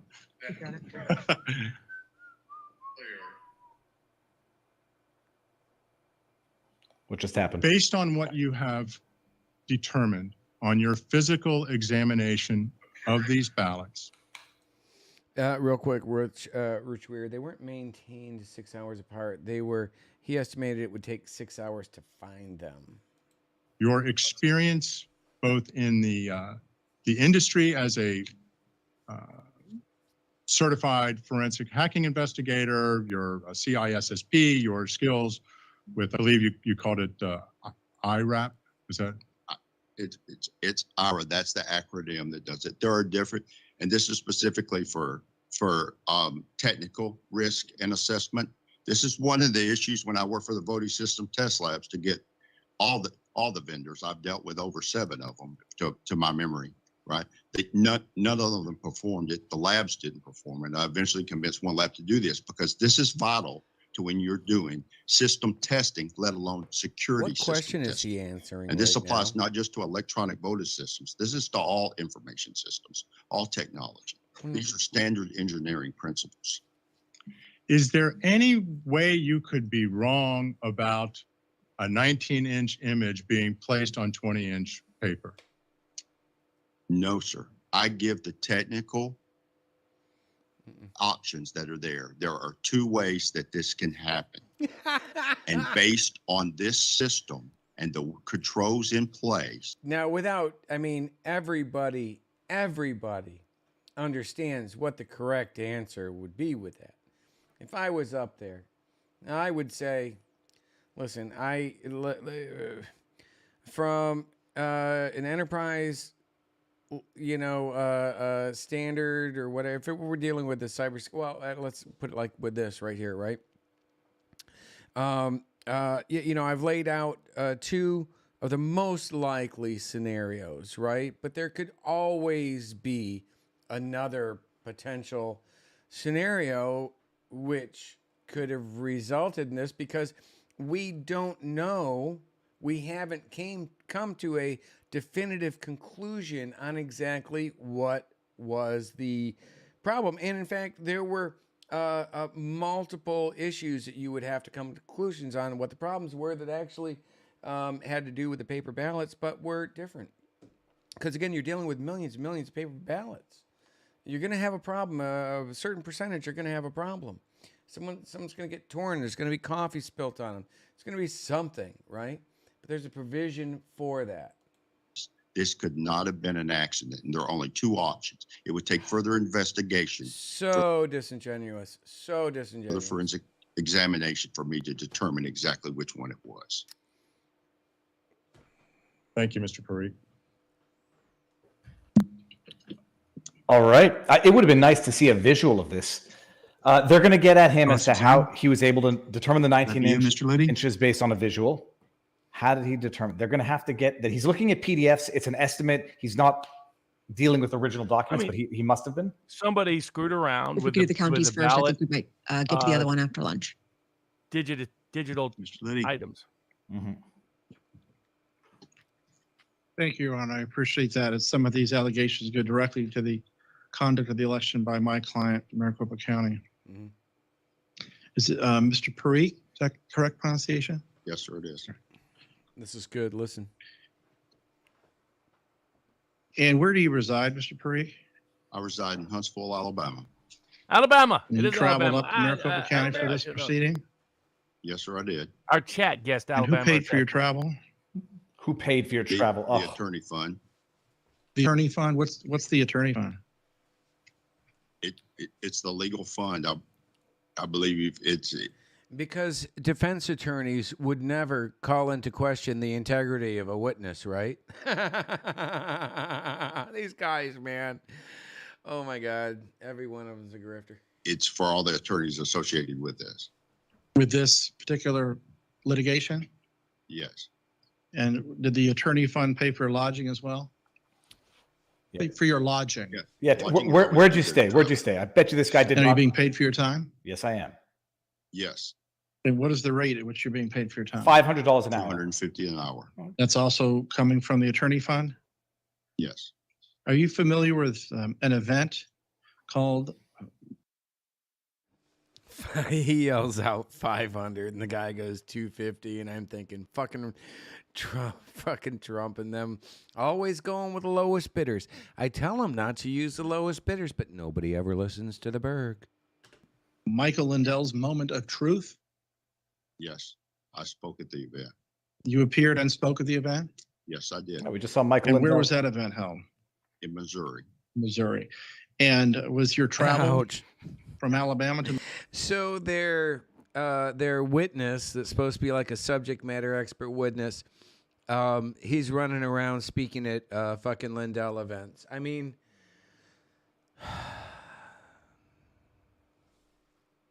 Missouri, paid for by someone other than yourself? Yes, sir. And who paid for that? That would, I would assume, would be Michael Lindell. All their travel was arranged. He asked me to speak at the event, and I spoke. And that'd be true for your time? Did you also get paid for your time there? I did not charge for my time. And your lodging? That's considered travel that was provided to me. They're trying to show bias. And when you say Mr. Lindell, you refer to This the is every micro expert guy? witness. Yes, sir. Your costs are paid for. Your time is paid for. It's better that he's paid and not doing it for free. I mean, at least that shows he's a businessman. he says he's an expert witness. His cost is paid for. His time is paid for.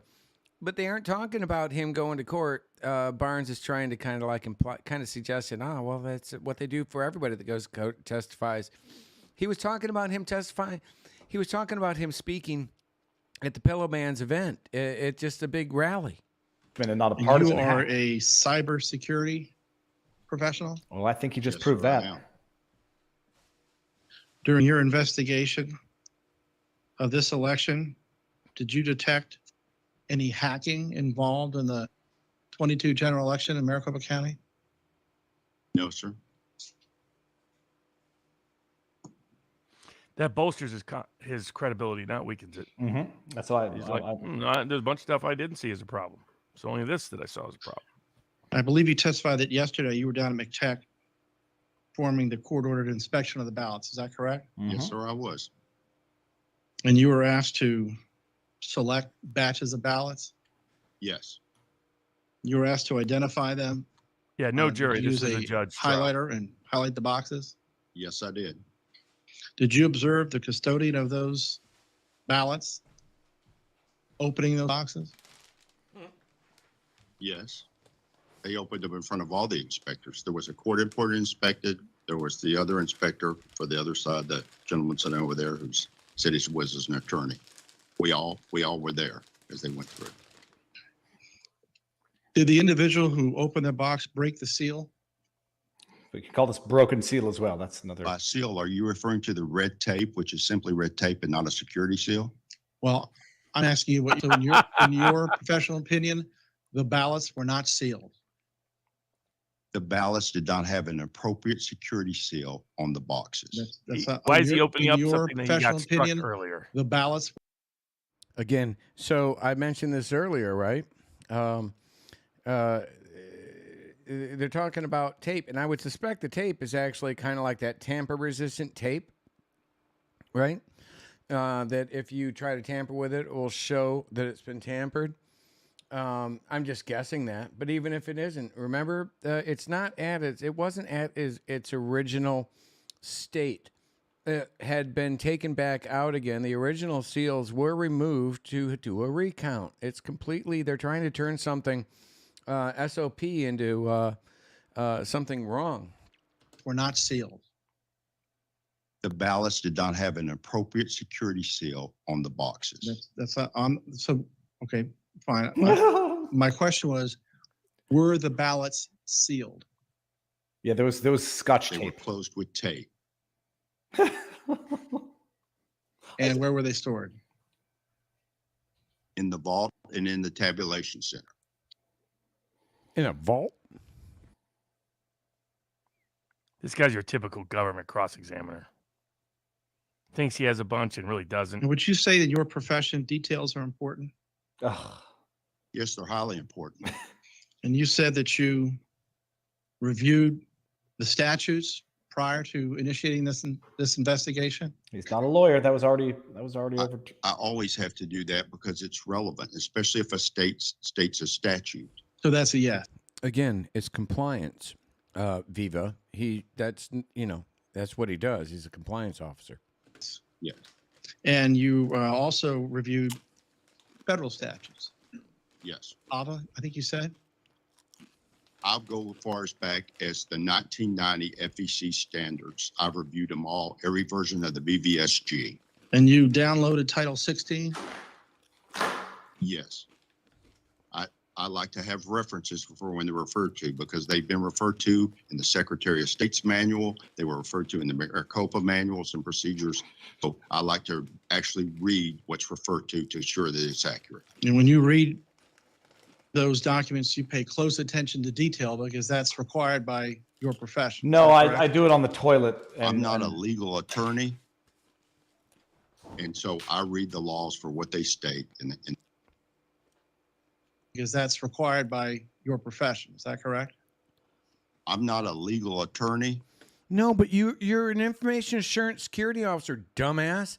Your job is compliance. Compliance to what? Compliance to shit you find in a Cracker Jack box? Or maybe compliance to rules, regulations, and laws. Obviously, if you are a compliance officer, just because you don't have a fucking... Just because you're not a lawyer doesn't mean you don't absolutely have to be understanding of all the fucking laws and regulations that you're providing compliance to. Good God, these people. And so I read the laws for what they state and how they are. And you testified that you reviewed some documents that were provided late campaign by a FOIA request. Is that accurate? Objection, Your Honor. I don't believe he ever testified to that. Well, it's cross-exam, so he can answer the question if he understands it. If you don't understand the question, Mr. Curry, you can have... No, these were public record requests that came from me from other technical professionals. So they were not FOIA requests? Those records were obtained via FOIA request. Are you familiar with FOIA? Can you tell me what FOIA stands for? It's the Freedom of Information Act. And is that a statute, a federal statute? My knowledge. So a FOIA can be either a state or a federal, in your understanding? Yeah, I mean, it's just called open records or federal public records request in other states. This is a dumb point by a dumb FOIA, lawyer. and state was a public records request under the Arizona statute. That would be a detail that doesn't interest you? You got to be kidding me. Oh, you didn't understand that the word FOIA only applies to the federal law, whereas the FOIA analog that everybody calls FOIA in the state isn't the same. Detail. Difference between a federal statute and a state. Come on, just sit down and shut up. You're a loser. When I'm provided You're hurting your. Well, there is going to be a detail there. If one's federal and one's state, there's actually a difference, wouldn't you think? Okay, it's not I helping. always ask the source of it. And I have received, in my experience, I have received evidence from law enforcement officials that, in my opinion, were not properly obtained. And as a forensic investigator who understands chain of custody and all the legal ramifications, because for the court's record, the majority of that deals with the statutes. For example, the lockpicks that I own as part of my security thing, in my state, I have to have a private investigator license. These are the statutes that a forensic investigator handling evidence has to be aware of. Thank you. And when you're working with your security thing, as you said it, are you familiar with federal statutes and state statutes? The audio's off. Objection, Your Yeah, Honor. there's a lag. Not sure the question. Well, if he's What kind of confused, The he... video's a withdraw the little bit question, ahead of the Your Honor. audio. Thank you. Next question. I think. You've just testified that you receive information from law enforcement that's both federal and state law enforcement. Is that correct? I didn't say that. I said it was law enforcement, and And you testified both federal law enforcement and state law enforcement. Is that correct? What I just told you is I said I received it from law enforcement.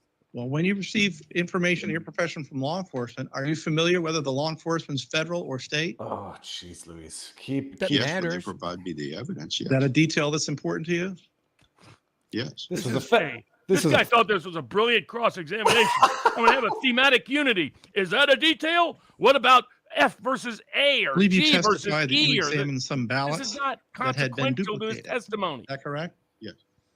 And you testified that you examined and you testified that the duplicates were not kept next to the.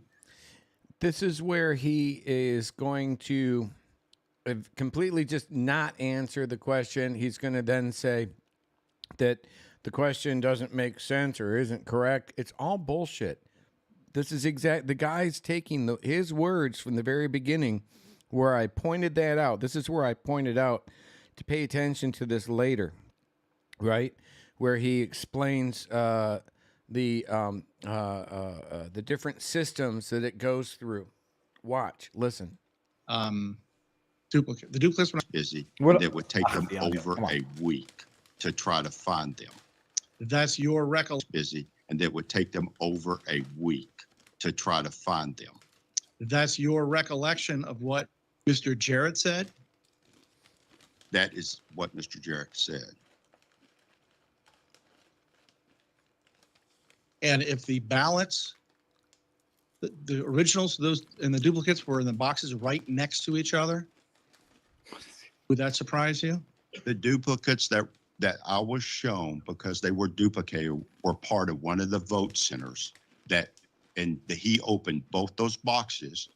And two, because they couldn't identify some of the original duplicates, they had to run and count them so they could try to map them back to which site they belong to. So of what Mr. Jarrett said, when you asked to see the originals of the duplicates?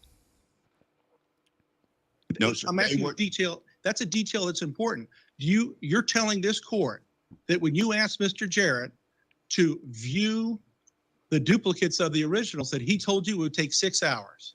To clarify, They weren't together. I did not ask to see duplicates. They were part of the vote center, and they provided the entirety of what they have for the vote center. They could not provide what was originally. Thank you, Mr. Curran. I think I asked you this to make sure that I understand it correctly, is that you did not ask to see the duplicates. They were supposed to be kept together. States his prior testimony argument. Were they supposed to be kept together? I mean, legit. That would make no sense. You want to actually keep them separate so they don't get counted twice. They're duplicate ballots, you moron. Sustained. This is cross, just for reference, and all cross. If he doesn't understand the question, he can have it rephrased, but particularly with an expert witness, I think he's capable of answering. If you don't understand, you can have him rephrase it. If you do understand, you can go ahead and answer. Enhance. Would you like the question restated to you? Yes, please. Yes, sir. Please, Mr. Liddy. Mr. Perrick, is it your recollection that when you asked Mr. Jarrett to see the duplicates and the originals, that he told you it would take 6 hours to get them? One, I did not ask to see them. They were That answers my provided. question then. Thank you, Mr. Perrick. That answers my question. You did not ask to see them.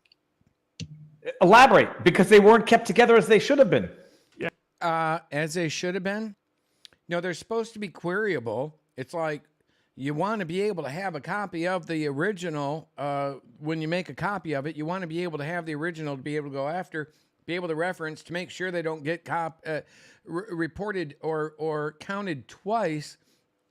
But you keep them from being counted twice by keeping them separated. And when you're talking about millions of ballots, then sometimes it might take 6 hours to find a specific numbered ballot out of millions of ballots. What's so fucking hard to think about that? These people are taking this shit that they know isn't true, in my opinion, and they're just spinning it up so that they can keep these $40, $50, $5 to $10, $20 donations coming in. Again, my opinion, but there seems to be a lot to support it. Yeah, he can do that on a redirect. Your Honor, if I may, I like. Oh, and the witness was literally on, doing a tour with Mike Lindell's cyber sociopaths. This guy. Your counsel have redirect. All right, there you go. yes, sir. So All he's interested in is just the answer truth. his questions. Yes, sir. I just want to state that we were following. But wait. Understood. I have another question, if you, Your Honor, it's appropriate. Yes. You've testified that you have a working theory Mm-hmm. that some of the ballots for the 2022 general election were on 20-inch paper, Mm-hmm. but were printed at 19 inches. Is that correct? 19-inch image printed on 20-inch paper. Correct. It is not a theory. Okay, so it was 20-inch paper. That's right. What kind The ballot was 20 inches, correct? Mm-hmm. The paper was 20 inches. By And the what? image was 19 inches, according to your testimony, correct? Ballot image was 19 inches. Yes. Are you familiar with a shrink to fit setting on a printer? Yes, yes, I am. Oh, they're going to say Shrink they said fit it's an accident. setting. Account for some of the ballots you observed being 19 inches on 20-inch paper? Yes. That is a possibility, but it Boom. Oh, so you mean there's a third possibility? Not just two. There's a third. would violate the configuration settings they had for the vote. But of course, it couldn't happen because I wouldn't consider that a third one. It's only the two because anything else might violate a configuration. No shit. That's the point I made from the beginning in the configurations that I was talking about that are pushed down through Active Directory, through rights and permissions, right? When you log into an Active Directory system, it knows who you are and it assigns you the rights and permissions you're supposed to have anywhere you log in. These people. Voting systems and the tabulators. And you've testified that you're familiar with the election process? Yes, sir. You testified that if one were to take a 20-inch ballot that's shrunk to 19 inches and put it into a vote center precinct tabulator, it won't not get tabulated. Yes. It would not get tabulated at any tabulator. Any tabulator. Okay. So, That includes ICP or the ICCs at Central. okay, so if it went down to Central. Okay. So now what the guy is saying is, okay, he runs it through. It's on the it was printed on the wrong size. He runs it through. Well, it's a 20-inch piece of paper, but instead of it being printed as 20 inches, it was printed as 19 inches. So it would have been not in proper alignment or view for the scanner to record. So you would put it through and it would fail. It would not accept it. But that doesn't mean they just throw it away. It means it goes into a, wow, this fucked up. Let's figure out what the problem is. According to your understanding, and it was tried to run through the tower tabulators, it would also not be tabulated. Is that correct? That is correct. And you've just testified that you observed some duplicated ballots. Is it your understanding that a ballot that cannot be tabulated by a precinct-based tabulator and cannot be tabulated by a tower configured tabulator at Central would then be duplicated? It would have to be because it couldn't be tabulated. So it would require duplication. And after duplication, what would happen to that ballot? The duplicated ballot, which is supposed to be marked with a specific ID, and that ID must be recorded on the original. Now, see, he's drifting off. He's not answering the question. The question was, after all of those things happen and they've recreated the ballot and they run it through, would it be tabulated? Now, it's not 19 inches on a 20-inch thing anymore. It's 20 inches printed on a 20-inch. You're going to run it through. Question was, would it now be tabulated? Because if it was, that means, okay, well, there was a problem. They fix it, and now it's tabulated, and your vote's been counted. He's not answering it. He's like, listen to this. This is fucking makes me sick. And I saw those stickers on the originals. Question is, what would happen to that ballot? Then the ballot would be rerun through the duplicated ballot would be run through the tabulator. Yeah. So it would be tabulated. Okay, so at that point, the duplicated ballot, which originally was a different ballot that wouldn't run through, was now fixed, resized, and ran through. And what would happen at that point? It would be tabulated, right? It would be tabulated. And if for whatever reason that wasn't tabulated, which it's impossible, then they would still not throw it away. There would be something done with it. And we aren't talking about a lot. But no, absolutely false. Absolutely false. He's refusing to answer the question that shows he's full of shit. And he's like, oh, well, but then it would have to have a different, another sticker on it. So, well, of course it does. That's all that happened. Listen to this. Is that your testimony? The duplicated ballot would be tabulated. Yes, it should be. Oh, well, that means, okay, so a duplicated ballot would now be tabulated. Okay, so the person's vote was then counted. There was a mistake that was made, but that mistake, because they have all of these checks and balances, there was a system to correct it. Because again, are you looking for a system where 6, 7, 8, 9 million votes do not have one single problem? Good luck. I don't know where you're going to find that. Not with any computer system, not with any manual system, not with dipping your thumb in an inkwell. No, nothing. Okay, so if a voter walked into a vote center on election day, filled out a ballot, maybe had a shrink to fit setting on it, so it wouldn't be counted on the table. Which shrink to fit? Again, this guy's going to say, well, that couldn't happen. But again, what happens? There's so many things. That computer, that printer, in order for it to be able to do what the witness is saying, that printer has to have been able to join the domain. We don't know that. Maybe it didn't join the domain. If it didn't join the domain, it's not going to be on a domain permission. It's going to have local printer settings, which could override anything that they were sending it to and fuck the ballot up. But again, the ballot's still good. The votes are still counted and blotted and everything. They just got to resize it so it goes through the scanner. And they do. And it goes through. And then it's counted. Tabletop.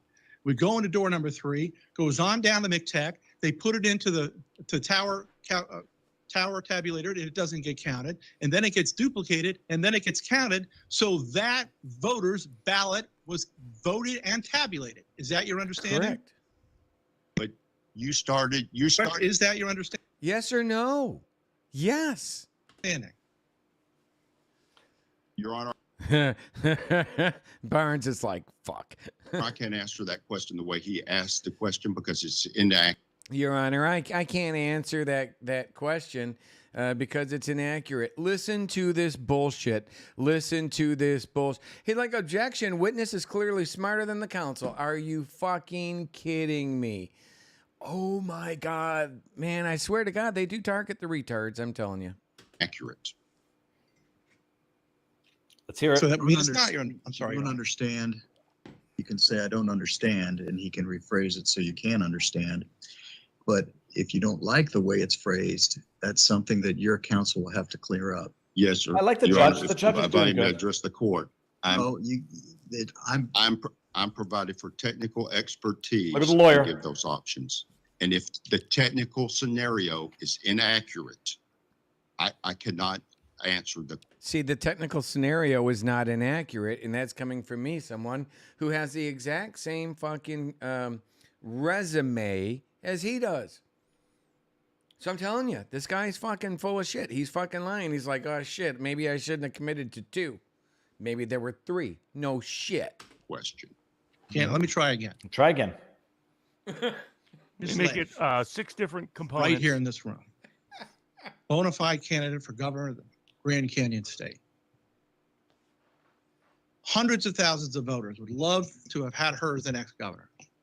One of them chooses not to vote in the 26 days of early voting or mail-in voting or emergency vote center voting. Is this a Who question? chooses to show up on election day. This is not a question. Gets a This is ballot a from a speech. ballot on demand. No, it actually is a question. It's a question to like a 5-part process that the guy laid out at the very beginning when he didn't say, "Oh, is this an answer?" It's not an answer at the beginning when he was saying it. So, and printer, and somebody either intentionally or inadvertently has hit the shrink to fit setting. It's shrink to fit. This 20-inch.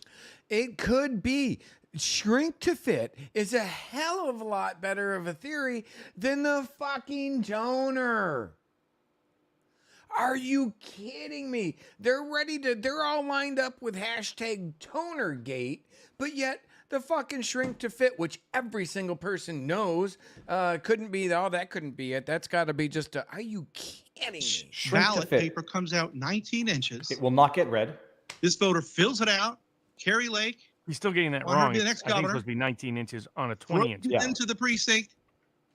It's a 20-inch paper, Robert. It's a 20-inch paper with a 19-inch image printed on it, and it won't. The markers don't line up for it to scan in properly and record the vote. It's a 20-inch, not 19-inch, Barnes. 20-inch, and with printed with a 19-inch image. It doesn't scan through. It fails. Then what do? They take it to another system. They escalate the issue with this. They don't throw it away. They don't use it for fucking for their napkins during their lunch breaks or nothing. No. They go to the next step, the next printer in the next location. Tabulator. It comes out, goes into door number 3, goes down to McTech. The much more sensitive tabulators, according to you, it would not count it. It would then go to duplication. It would be duplicated. Then it would be tabulated. Is that your The duplicated one that he's saying right there would now be a 20-inch piece of paper with a 20-inch image on it. Okay, get that through your fucking thick skull there, attorneys. 20-inch paper now with 20-inch image. What are you gonna do? What's it gonna do when you lay it on a scanner that's designed to scan 20-inch paper with a 20-inch image? Hey, it's probably gonna fucking scan. Ooh! understanding of the elections in Maricopa Dude, County? say that 5 times in a Fucking row. grifters, man. Your technical description is not possible. Oh! What? His technical description is not possible. He's refusing to answer the question. That is such bullshit. His technical description is the exact same description. That's why when this first came on and when I first put this on and I said, remember this point, my friends, listen carefully to what he's saying. He's laying out these steps. And so this guy just is doing that exact same thing right there. And he's going, oh, wait a minute now. The step that he left off at the very beginning when this witness first started testifying was that it now, on the very last step, the issue was fixed. It's put back into the scanner, 20 inches paper, 20-inch print, and it's fucking recorded. And you go on to the next one. I apologize. I wasn't attempting to give a technical description. You just did. I was just saying You what just happened. did. Based on your testimony. Based on his You're testimony. trying to claim that scenario, duplication solves that this problem. voter who wanted to vote for Kerry Lake would never have that vote tabulated. Is that your testimony? My testimony.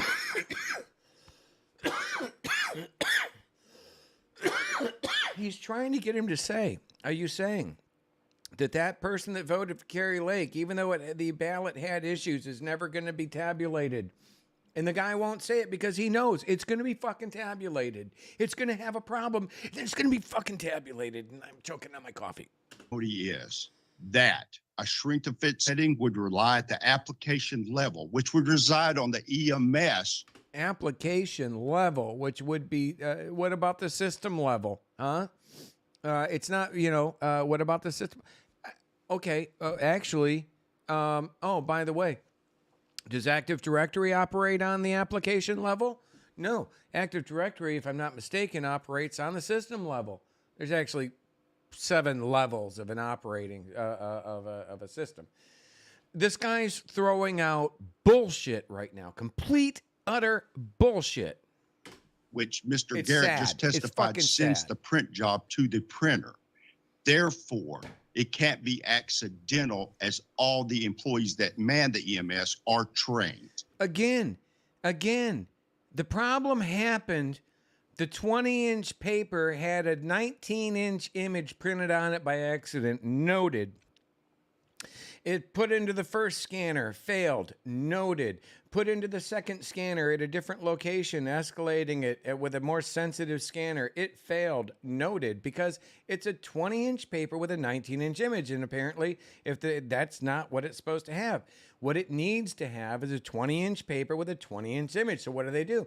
They take it to the security guys, and the guys go, oh, we can fix this, and they rescan it in, and they have it print out at 20 inches, and then they put it into the system, 20-inch paper, 20-inch scan, all the little margins line up, they put it through, and it records their vote. This guy refuses to say that last part. Whether it's accidental or inadvertent. Okay. I gave the two options, sir. Please Only allow me two to options. ask the question. I understand what he's saying now. Look at Whether this guy. it's okay, so Viva, the fucking Canuck, that has no background in cyber or any of this. No, these guys are fucking. They will say anything for money, man. It's just unbelievable. Yep. $5 rolling in there. What will you say for the next $10 one coming through, Viva? Because it's just bullshit in my opinion. Accidental or inadvertent, if the shrink to fit 19-inch ballot has to be duplicated, once it's duplicated, would it be tabulated? By the way, he answered that question earlier with yes. Now, but he realized at that point, that would, if it was tabulated, then what's the problem anyway? Your understanding. Maybe. There are two technical ways that image would be there. It's not a matter of whether the image would be there like that. Once it was resolved, 20-inch paper, 20-inch print, if you put it through the scanner, would it then be counted? And he answered it earlier saying yes. Now he won't answer. This guy's so fucking full of shit. These grifters, man, these are lying ass motherfucking grifters. But the sad thing is, they are absolutely destroying the integrity of our election process, or they're trying to. That's why you gotta be diligent. You gotta make sure. Do we just dismiss any possibility of election integrity issues? No. But do we just run off the handle with pieces of shit like this that are clearly there with he's not there as a cybersecurity person, right? Put me in that seat. I don't give a shit either way. If somebody points something out that's right, I'm gonna fucking call it out as right. And that doesn't matter if I'm being paid by the pillow guy, because I'm not gonna be paid by the pillow guy. None of the ways you exist, it's not even possible. I understand. Now he's done. Your Honor. Would it get counted at the end of the day is the question.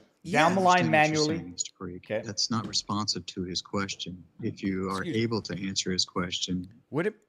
Thank you, Viva. Would it be counted at the end of the day? That's not a technical question.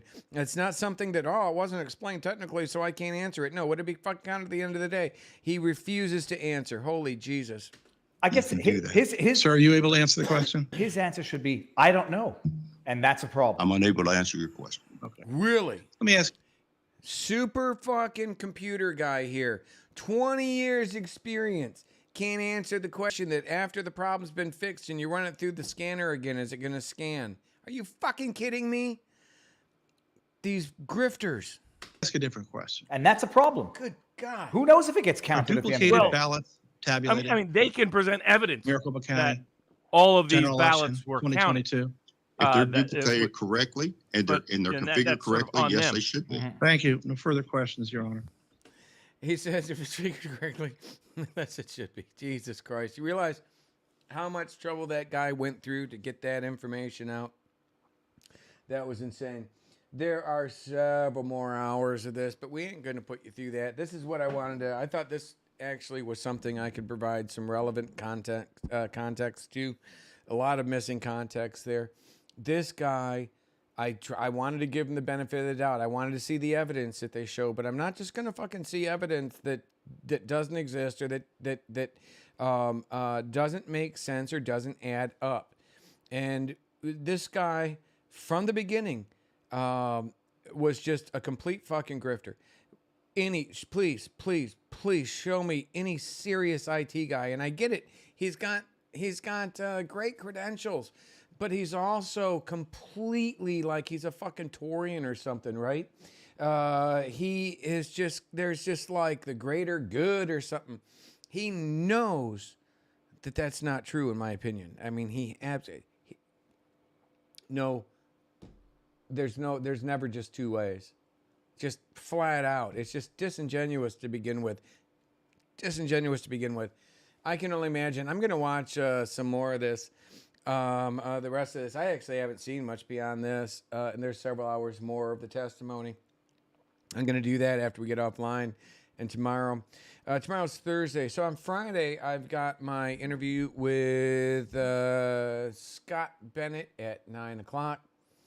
And I'm going to keep, I'll keep putting stuff out and such. But again, please, if you can help out, visit patreon.com/American Awakening. You can go to my locals. That helps out huge, right? And I've really been updating stuff there pretty well too.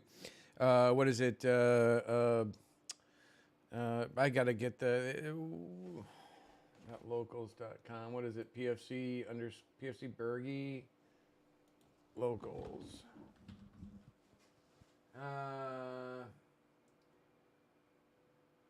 Locals.com/Bergy-Bit, or actually the American Awakening, I think.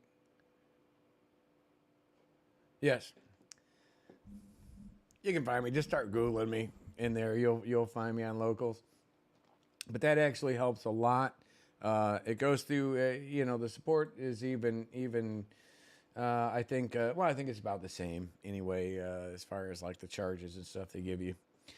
But if you're feeling that holiday spirit, if you like what you've seen, if you believe in what I'm doing, if you believe that what we're doing is actually making a difference or going to make a difference, or it's important, right? Then please, if you can afford it. If you can't afford it, don't do it.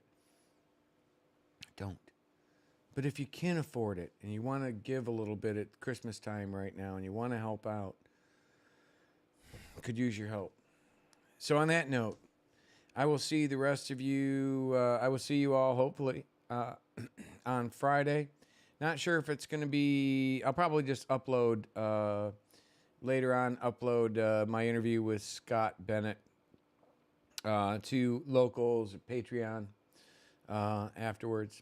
So and then I'll post when I'm going to do my first thing after the holidays. Well, after what is that? So 23rd. Okay, 30th is Friday. That's my birthday. Saturday, Sunday. So probably Monday the 2nd, I'll be back. All right, and we'll have something good. But I'll be off and on before. that. Only banners. Okay, that's good. I'll be off and on before that, updating information. When I can, I'll update you on the Twitter files information. Again, I don't want to give out anything that would allow these fucking sociopaths like Tory or any of these other people to then turn around and attack these people that I'm now engaged with misinformation and disinformation. So I just simply can't talk yet, but I will probably next week based on my communications with this individual, and we'll see how it goes, right? But on that note, I will see you guys Friday. Thank you very much. Good night, and God bless all of you. You never make the same mistake twice. They make it 5 or 6 times just to be sure.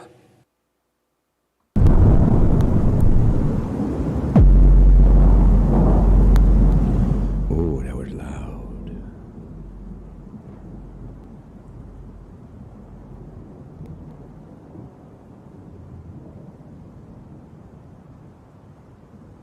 This video speaks less to the heart and more to the sphincter.